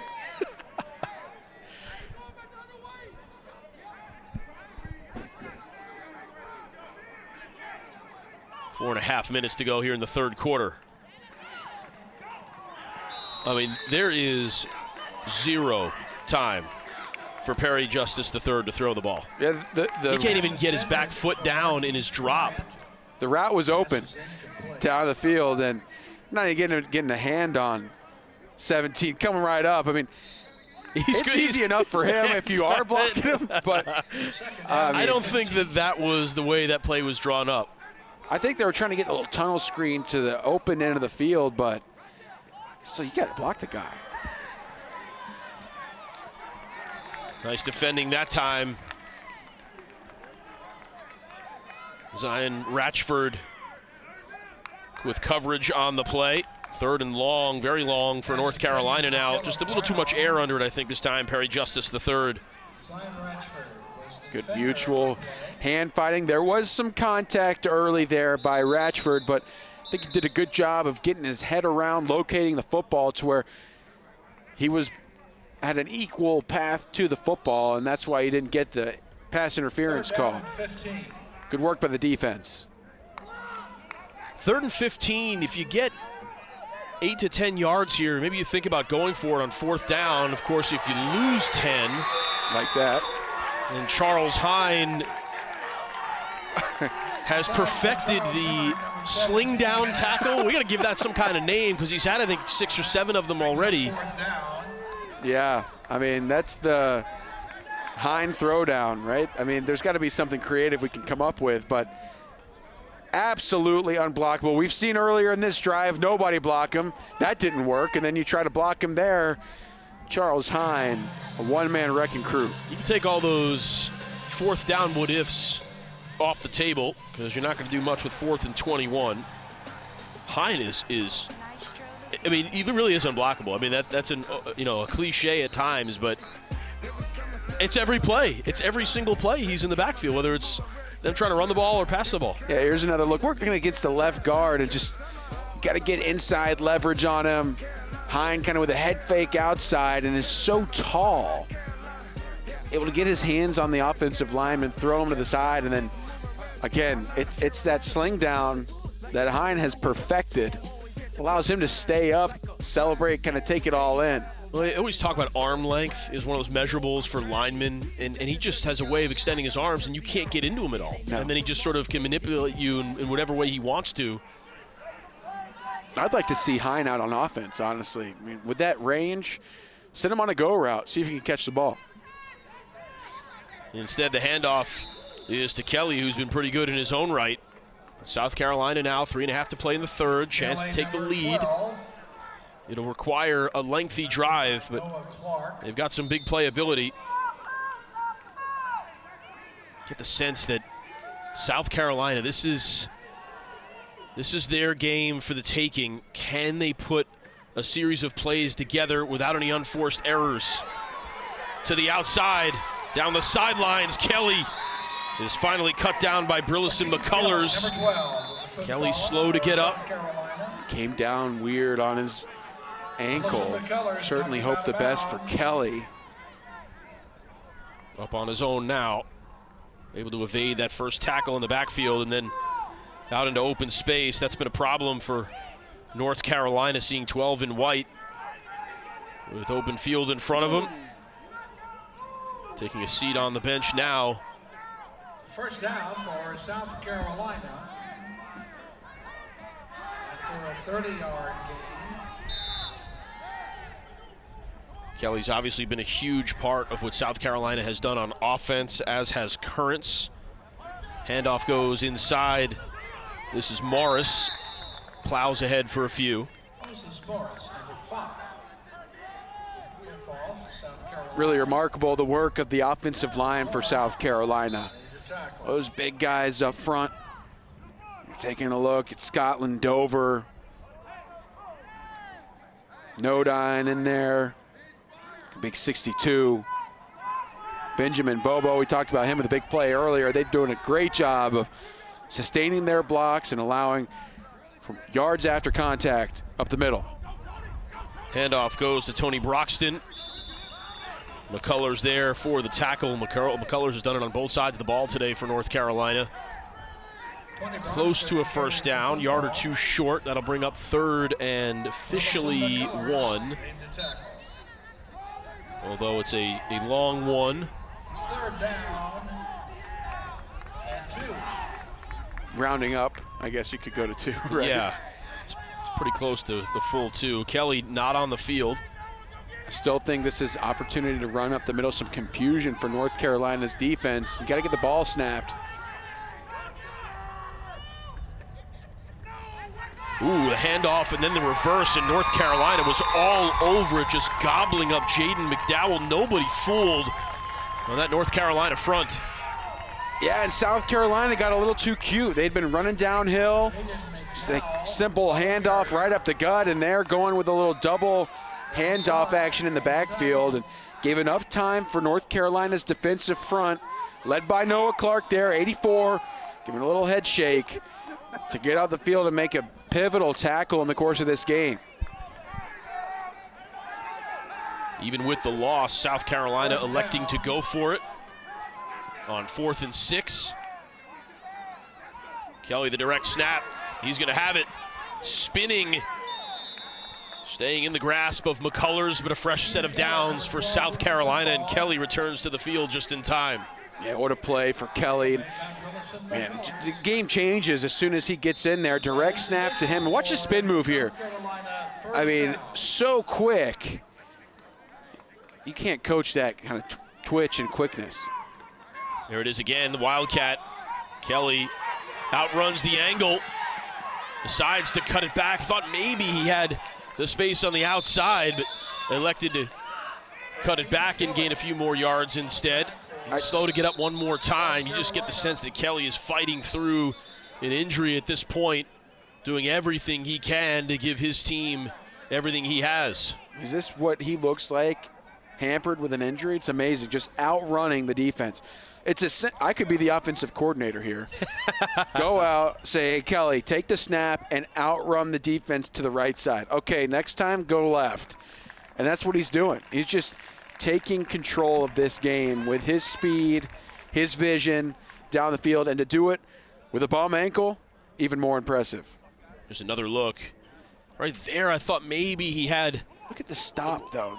His ability to stop and start, that dynamic shiftiness in such a tight space. Maybe there, gets a little tweaked on the tackle, but. Owen McNair was grabbing at air there when that second little pirouette for Kelly.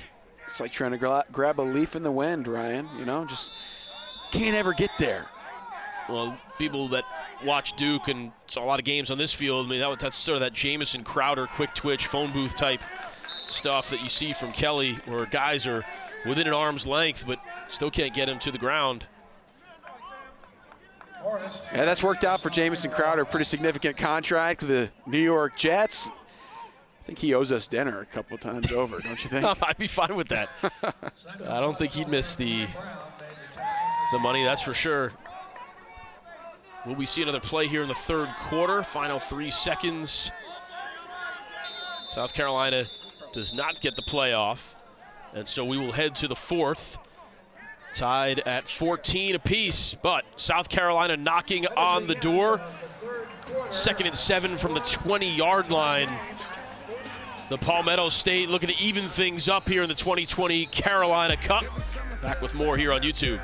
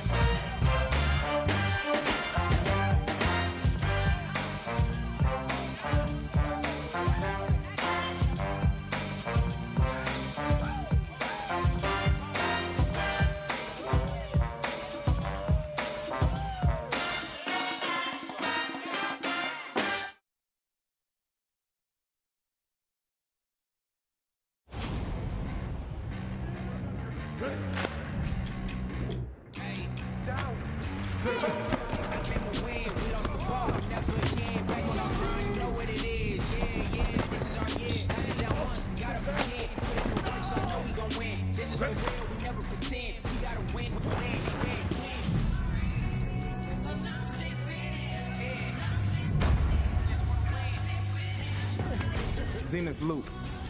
No cap.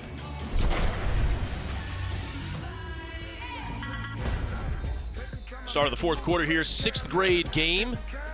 2020 Carolina Bowl alongside Dave Harding. I'm Ryan Craig. Brooks Field at Wallace Wade Stadium. South Carolina driving.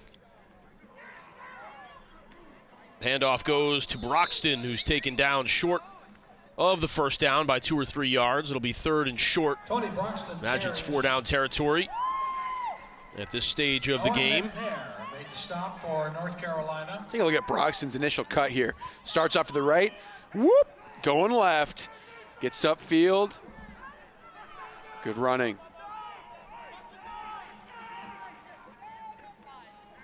Overload to the left there for South Carolina. Looked like initially had it, cut it back, forward progress.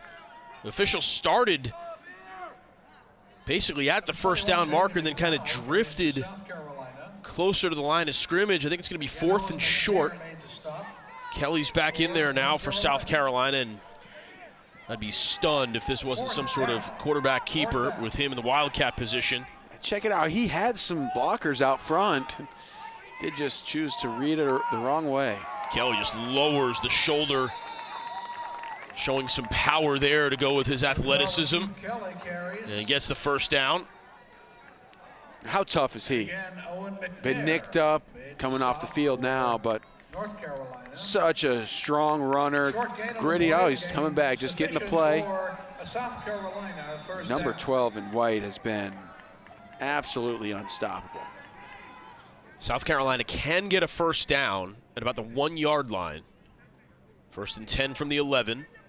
I think they're trying to run it left here. Eventually, there Kelly you go. Caught dead to rights in the backfield, able to make something out of nothing. Still loses yardage, but instead of losing 6 or 7 yards, he only loses 1. Just as you said, Dave, run to the left. If he had started left, he'd have gained yardage. Had everybody over there on the left. Defense did a good job of containing him off that right side and eventually got over there with some shiftiness. But again, Kelly has that speed. If he's able to make a decisive choice immediately at the snap, he's got a chance to get to the edge every time.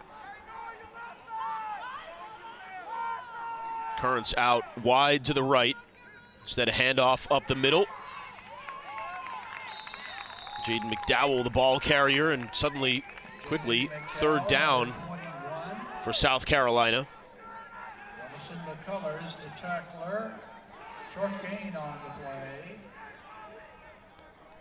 7.5 to play here in the 4th quarter. Do have an option and an opportunity to get inside that 1-yard line and pick up a 1st down, but still think you're in 4-down territory here.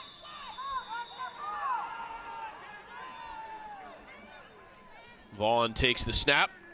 Handoff nearly a disaster as North Carolina defensive lineman practically took the handoff from Vaughn, was able to get it to Morris, and he's ahead for about 5 yards. It'll be 4th down. Again, South Carolina can get a 1st down at about the 1. Yeah, right off the snap, Noah Clark, the defensive lineman up the A-gap, and still not enough as Morris gets up the field. What a significant play this is. Kelly, flag is down. Kelly is into the end zone, but a flag on the play. There is a flag on the play. This one seems like it's coming back. On the offense. So now all of a sudden you're looking at 4th down and 8. Take the points off the board with 6:48 to play. Now what do you do if you're South Carolina? Still a Kelly run. You've got Currents out wide that you've gone to in the passing game. You look at the left side of the offensive line. Movement as they're getting set. You've got to have at least one count where you're set, not moving. And it's a good call by the officials to pull a touchdown off the board. And Ryan, to answer your question, now you're in 4th down and long. I still think you give it to Kelly. He's got the athleticism, but he's got to make a decision right away and stick with it. Kelly tries right, tries to cut it back now into the teeth of the North Carolina defense, and North Carolina makes the stand. Bend but don't break. Sterling Edwards Jr.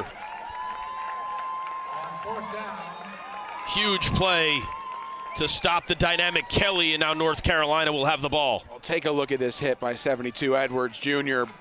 Wraps up along the top of Kelly, and that's hard to do. We've seen the North Carolina defense swatting at him, trying to get him down, but take a look at the bottom of the screen. Wide receiver was wide open down the field, and if Kelly had gotten his eyes up, he had 2 receiver options in the end zone, but here's another look at that hit. I'll tell you what, it's eventually Edwards Jr. that makes the hit. I think Beckett Smith deserves a lot of credit there. Contain to Kelly's right, forced him to cut that all the way back. You could tell the play was designed to go to the right side. Smith held his ground, didn't end up getting a hand on Kelly at all, but he totally altered the course of that play. And now North Carolina, 6:41 on the clock, 2 timeouts for each team. Plenty of time either way.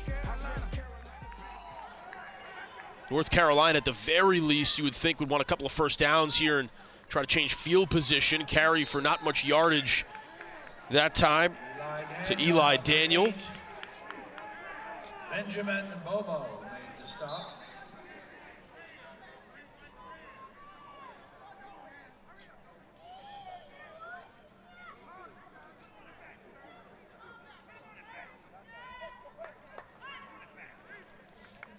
Another running play, guess who?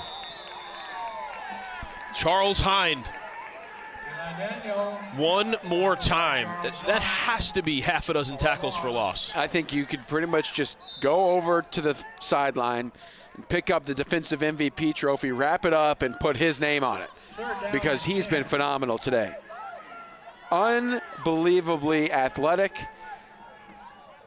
He's having the kind of performance that, usually those awards, right, are for the winning team.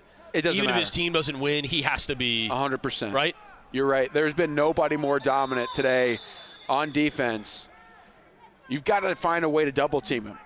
One player isn't going to work.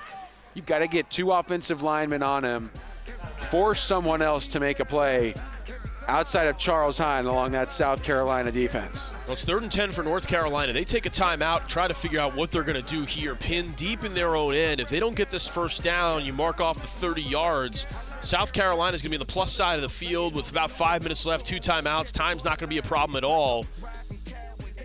North Carolina would love to somehow convert this, even if it just means giving themselves a little bit more distance to defend with. You're 100% right, Ryan. I mean, especially when you look at the way both of these offenses have been, South Carolina's definitely got the upper hand with the way that Rakeith Kelly has been playing, and you mix in Currens to the mix.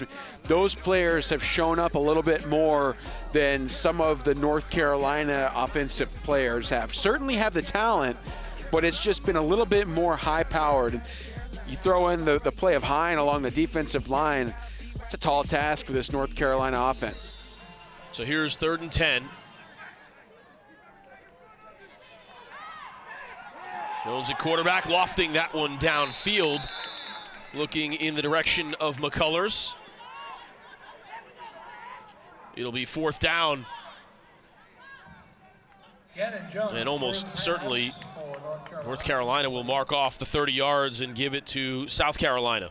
Got a little double team action finally there on 17. Take a look, 2 O-linemen on him, Charles Hine, and look at that. You're able to throw the ball down the field. You also saw coming into the picture, I think it was Cameron McMillan, 19. It's just like you said, Dave. Yes, you finally are able to block Hine, but what does it do? It opens up opportunities for teammates. That's right. And that's why, guys like McMillan love playing with guys like Hine, because they're going to take so much attention. Let's take a look at what Charles Hine has done today. These are the packages that aren't as hard to put together because you're not really searching for all the plays. You're just, all right, roll any play. Exactly. Roll any play that he's been on the field. Chances are he's taking somebody and throwing them down with one hand in the backfield. Isn't this just a South Carolina defensive highlight? I mean, this is any play. It is Charles Hine show. He's been phenomenal. You mentioned the fact that if you start to put too much attention on 17, other people are going to pop up. It's that robbing Peter to pay Paul type situation, and that's exactly right. That's what makes somebody like him such a great teammate. The handoff is to Kelly on 1st down. He'll pick up 5 yards. Ticking down toward 5 minutes to play here at Brooks Field at Wallace Wade Stadium. South Carolina still has a pair of timeouts. We are tied at 14. I think you're 4-down territory all the way if you're South Carolina from here on out on this side of the field. Frankly, I don't know that North Carolina's shown you enough offensively for you to fear that side of the ball. No. I mean, think about the initial play of the game, and then you've got the one score from a defensive touchdown. There hasn't been a whole lot. Handoff inside once again. It was Morris, 3rd and short for South Carolina coming up with just over 4.5 to play. And this could be one of those kind of 4-minute offense. If you're South Carolina, you can bleed this clock all the way down, punch this one in, and all of a sudden you've tied it up between the state-to-state battle with North Carolina winning the 5th grade game, South Carolina trying to come up with the winning score here in the 6th grade version. Kelly gets the handoff. He will be right at the 30-yard line, so just shy, and now an important 4th down and 1. Again, I think you got to go for it all the way if you're South Carolina. Saw North Carolina come up with a defensive stop a possession ago. Less than 4 minutes to play. Wonder if South Carolina will use a timeout here to discuss the play they want. Extra lineman coming in. Sort of feels like Kelly all the way. It will be, and it'll be a 1st down. Kelly's so tough. there wasn't a whole lot of space there up the middle. Good blocking, but North Carolina knew it was coming, and despite the head start that their defense had, take a look at Kelly just fighting, scratching, getting in there, and you can start considering the conditioning level of both of these lines of scrimmage. Right now, the offensive line with the upper hand, North Carolina's defense getting a little tired. Yeah, and the roster size is not huge. It's not like you have waves and waves of substitutes that you can bring in, particularly along the trenches. 3 minutes and 10 seconds to play. And if we had the stat in front of us of time of possession, you've got to feel like South Carolina's offense has been out on the field the majority of the day. They've done a better job of sustaining drives. Kelly has done a good job of having an act and a nose for that first down marker to keep the offense on the field, and you got a lot of hands on hips over there on the North Carolina defense. As you start to wind into the fourth quarter, that becomes a factor. Lennon with the tackle on that previous play. Here's Kelly. Oh, I thought for a second he had the seam. Instead, he'll have the first down. Again, you see, he's always stretching out. You saw that at the very end. He knows that he's near. That is really elite level of play right there. Understanding where the sticks are, trying to lurch forward and pick up the first down. Keep your offense on the field. And again, with the 2 timeouts, Ryan, 2 minutes, 50 seconds to go, there's plenty of time. No question about it. Handoff is to Moses. Yes, Moses Morris. Straight up the gut. Minimal gain there. Second down. Clock continues to tick down toward 2.5 to play. North Carolina has 1 timeout. South Carolina with 2. Keith Lloyd right now, or Keith Kelly rather, off the field. That's one thing to consider. He's over on the sideline. You just wonder with that injury that he's been working through all game, if they're trying to use him as sparingly as possible. It's Currents for another 3 or 4 yards. Third down from the 8-yard line coming up for South Carolina, under 2 minutes to play. And here comes Kelly. Watch the surge of the offensive line. Initially, some penetration up front, but look at the movement down the field. 3-4 yards. Great push. Interesting, Kelly's on the field, but he's in as a wide receiver and not in the backfield. And now McCullers out to cover him. Instead, Currents finds the end zone and gives South Carolina the lead. Currents carries the football for Elite towing and recovery touchdown gives South Carolina a 20-14 lead here in the 6th grade game. The 2020 Carolina Bowl, 2-point conversion coming. Direct snap to Currents, and it's essentially a walk-in touchdown. The offense, the offensive line for South Carolina continued to grind down on North Carolina's front.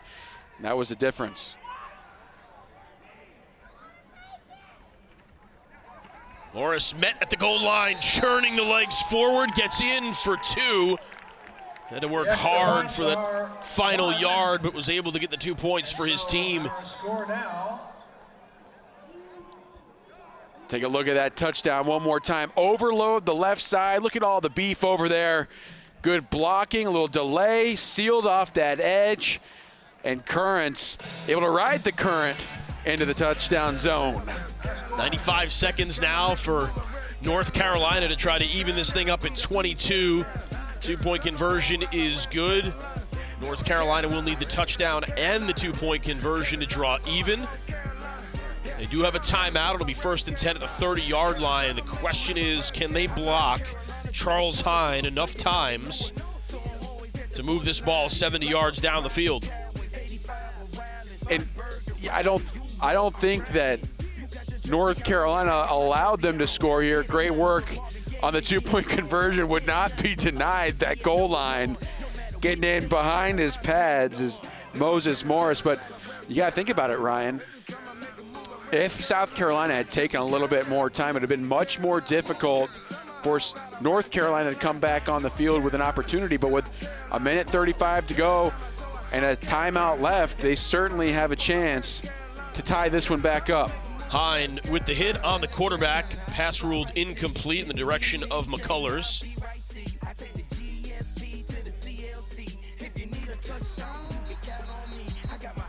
Clock certainly not your friend if you're North Carolina. Incomplete pass stops the clock, but now on second down, you got to think throwing the ball out to the perimeter, get out of bounds, or pick up a first down and get lined up quickly. I'm not even gonna bother. Everybody knows. Everybody knows what happened. Yeah. All you got to say is that South Carolina's defense made a play, and there he is, 17, working off left tackle. You've got to put two hats on him. There is no way in a one-on-one situation that Charles Hine is going to be denied, and he has just been an absolute force along the line of scrimmage. Here's another angle of it. Think about being the left tackle here. Not a good feeling. Immediate inside release. That probably feels a little bit worse to be the quarterback with Hine breathing down your neck. Death, taxes, and Charles Hine making plays in the backfield. Pretty much your guarantees in life, right? He has been fantastic. Really the difference in this second half. I mean, he made some plays in the first half, but the consistency that he has played with, he has single-handedly shut down North Carolina's offense. Getting into the backfield, whether it's a pass play and creating a tremendous pass rush, or in the run game, getting penetration into the backfield, he has stymied the North Carolina attack. They'll run the reverse. It's a nice play defensively that time by Rakeith Kelly. Talked about Kelly so often on the offensive side of the ball. That play looked like it had some potential. Kelly was able to direct it back inside, cut off the angle. And look who's Marquise right there. Bryant. Look who's right there. I mean, tremendous motor, because Hine shows up into the picture right at the end. If South Carolina goes on to win this game, it is going to be interesting to see what direction they go with the MVP. Fourth down. You might have co-MVPs. Yeah. Between Kelly and Hine. First things first for South Carolina is try to wrap this one up. Justice the third looking for some room to scramble. He'll get out of bounds. Didn't gain a whole lot of yardage there. 26 seconds on the clock. It'll be fourth down. Or was that fourth down? My apologies. I thought that was third down, but maybe I'm just too busy totaling up Charles Hine's tackles to pay much attention to the sticks. You'll be busy the rest of the night then, because, I mean, there are so many to think of. And you're right. There is a dilemma on our hands with 26 seconds to go of who's going to walk away with all the hardware, because between Rakeith Kelly and Charles Hine, I mean, it's 12 or 17. You take your pick. Both of those guys have had a tremendous impact on this game. So this will be a kneel down for South Carolina. Rakeith Kelly, too, you've got to consider the fact that he did it while injured. He wasn't at 100%. And the grit that he showed through all four quarters, also playing on defense. Good news is for Charles Hine, they don't have to do laundry with his jersey, being environmentally sound as well. I don't think he touched the deck all game long, even while compiling what seemed like 10 tackles behind the line of scrimmage. You know what's really cool is, as good as he's played, I mean, there's a lot of improvement to be made. And if he stays on this trajectory, I mean, the sky is the limit. You can pretty much bank on the fact that you'll be hearing the name of Charles Hine for many years to come. How tough today was Rakeith Kelly, too. Such grit to fight through it, lead your team offensively, despite being nicked up. South Carolina will run a play.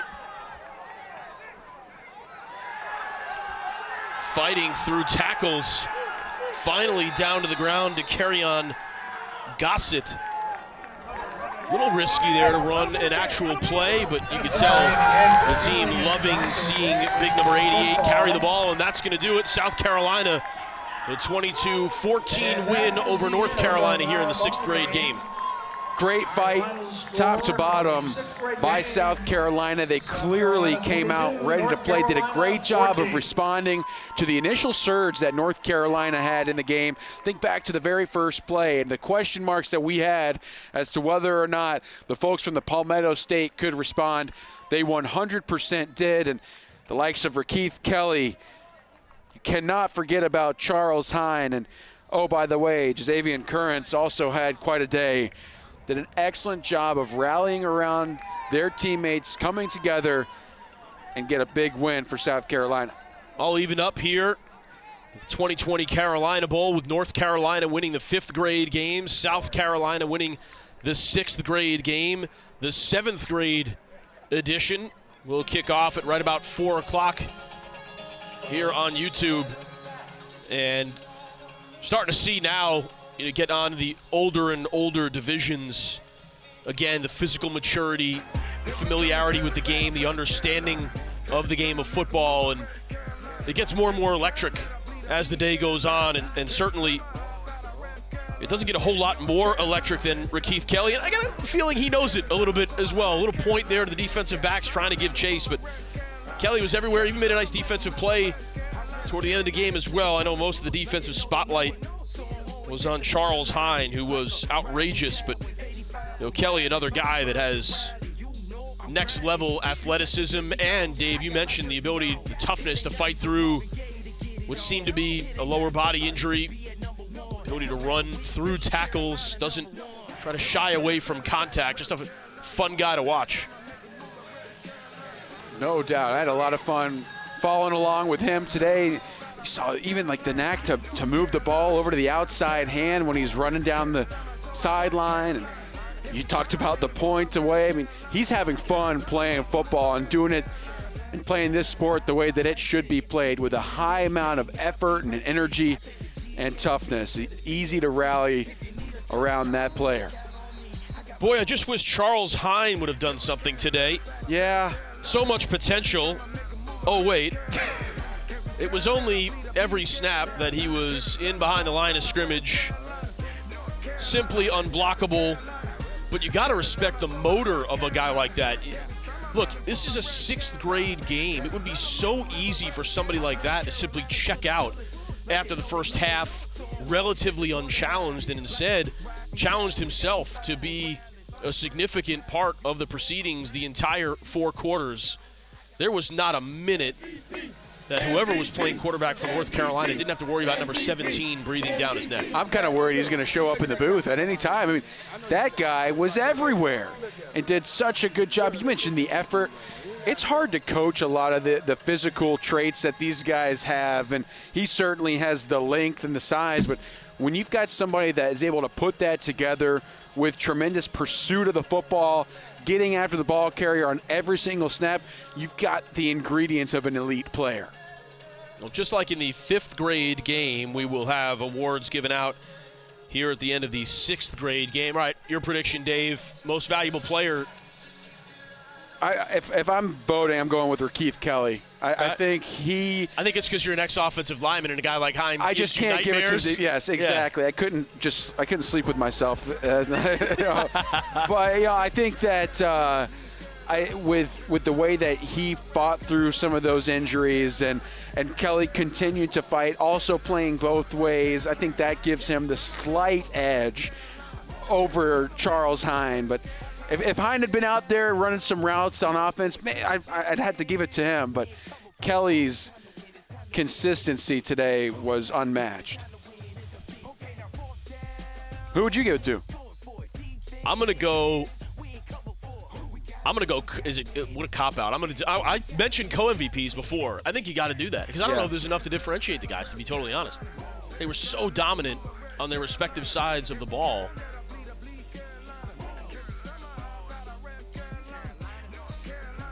Either way, I think both of these players would agree. It doesn't really matter. They're team first folks. They're just happy that the South Carolina team comes out on top, gets the win, and they can be happy with whatever happens. For the record, I'll go with Hein just so that we can have two different predictions. Okay, that's probably better TV. Carry bragging rights in the next 6 hours. All right, here we go. I mean, moment of truth coming up. I do believe the decision has been made. They may have been deliberating about the same thing over the past couple of minutes. It's also the best weather we've seen at any point today, and hopefully that continues to get better. We'll send it down to the field for the awards. Great football players here at the 6th grade group. We hope to have every one of you back for next year's game for a rematch, because it was a very tight game until the end, which is, as you move on in this game, you're going to see that you'll need to be prepared for more of these. If you get to the Final Four and state championships, you're going to meet other great players, okay? And no matter what you've done, where you've been, that other guy wasn't there, so he don't believe it. You're going to have to show him, okay? So you can open the yearbook and say, this is what we did during the year. He don't care about that. You got to prove it. In football, you got to prove it today. South Carolina, you proved it today. North Carolina, you gave them everything they could handle, okay? It was an unbelievable game, and this is what you see as a 20-year coach. I seen two groups of kids grow. I seen a kid that don't normally get tackled 20 times, okay? I seen a kid that I was wondering how good he was. I seen him blossom today for North Carolina. Wow, I didn't know he was that good, okay? A kid that I knew that was good. Wow, Sterling, you done got that good? It's just I was surprised and shocked, and that is what we find out when we put you in front of good competition. I also watched some little guys that I wasn't sure about if they would be able to hang all week. They hung all week, and they got better. So that's what this game is about, to help you all develop and to all grow. Got a few awards. I'd love to give all of you an award, but you guys know it don't work that way, right? You both played a great game. Give yourself a hand. Give yourself a hand. Okay. North Carolina, Offensive Player of the Game, number 11, Burleson McCullers.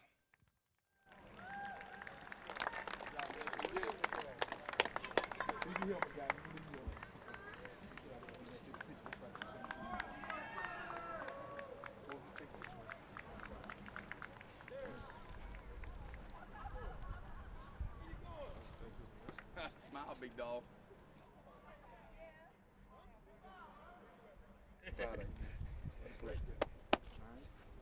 South Carolina. A lot of guys made a lot of plays. Okay? Yeah, 5 or 6 of you could be coming up here, right? But only one gets to get the guys that made enough plays to have an effect on the game. Okay? The South Carolina Offensive Player of the Game, Jazavian Kearns.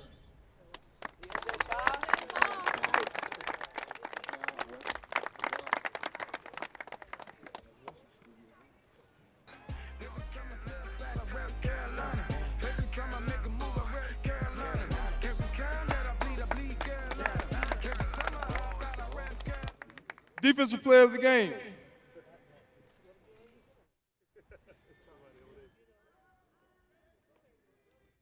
Multiple kids did well on defense, especially with this blue team. But the one we thought made the most plays in the toughest situations. North Carolina Defensive Player of the Game, Noah Clark.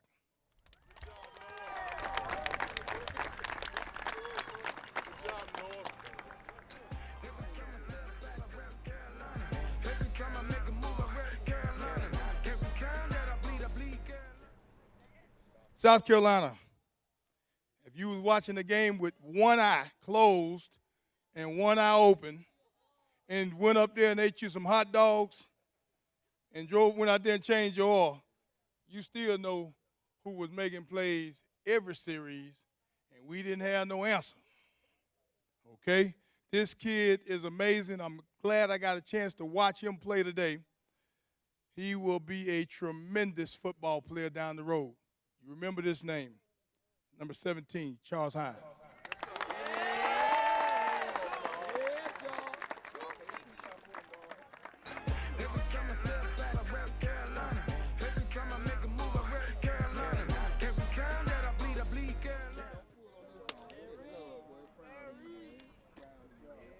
Most outstanding offensive lineman for North Carolina. Also, one of the kids that we've known here and we've watched over the years. But again, it's always amazing to see how much they grow in a year's time from when we've seen them last. The things they do in their program, the development work they do. That's why I say it's always so great for you guys to continue to grow with us and develop with us and bring into all the stuff that we do. The most outstanding offensive lineman for North Carolina, number 72, Sterling Edwards.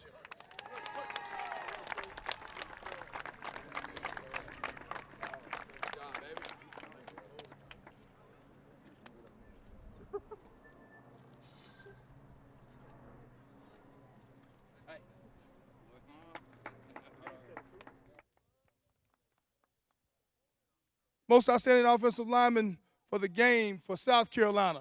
Multiple guys got in an offensive line, especially in the end. Coach made an adjustment and wanted to run the ball, which I thought was an excellent adjustment against the defense they were playing. He fought. He stayed in there every play. He hit in the mouth every play. Every play. And I watched every one of them twice. Offensive lineman of the game, number 62, Benjamin Bobo.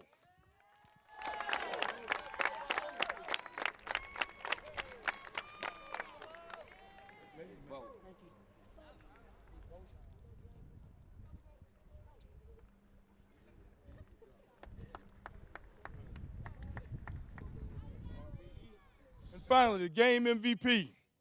I'd heard a lot about this kid. Again, you could have left and still had an opportunity to do some other stuff and came back. He'd have made a play when you got back. Okay? You didn't have to wait. He made a ton of them all day. He's a legend from South Carolina. Everybody knows him by nickname, right? But the whole deal is he came in here and he played against a group of kids he had never played against before, and they didn't care what his nickname was. Okay? They didn't care he had scored however many, and they didn't care that his team had won 44 games in a row and 2 national championships. They brought it, and I saw him on the sideline sipping on a drink, looking at me saying, hey, man, these guys is tough. Yeah. But he came back and he continued to make plays. As the speaker said last night, he persevered. He persevered. The MVP for the 6th grade, and I hope he comes back next year and the following year as well, because I love to have him. Rakeith Kelly.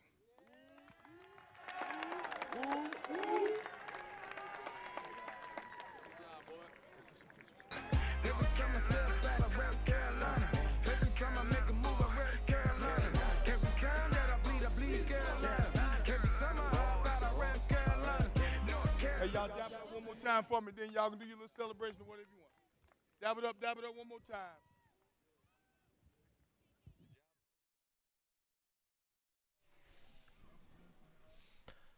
That'll do it for the 6th grade game here as part of the 2020 Carolina Bowl. Most valuable player of the game, Rakeith Kelly. Most outstanding offensive players, Brillis and McCullers for North Carolina and Jazavian Currents for South Carolina. Most outstanding defensive players, Noah Clark for North Carolina. Who else but Charles Hine for South Carolina, the lineman of the game. Sterling Edwards Jr. for North Carolina. Benjamin Bobo for the Palmetto State. Even at one apiece, North Carolina and South Carolina through 5th and 6th grade. We'll have the 7th grade game starting just about an hour. Make sure to stay with us on YouTube here from Brooks Field at Wallace Wade Stadium.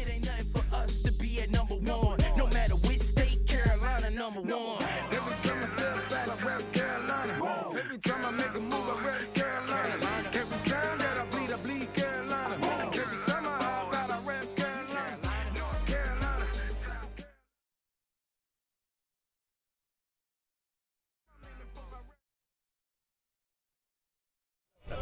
We was rolling.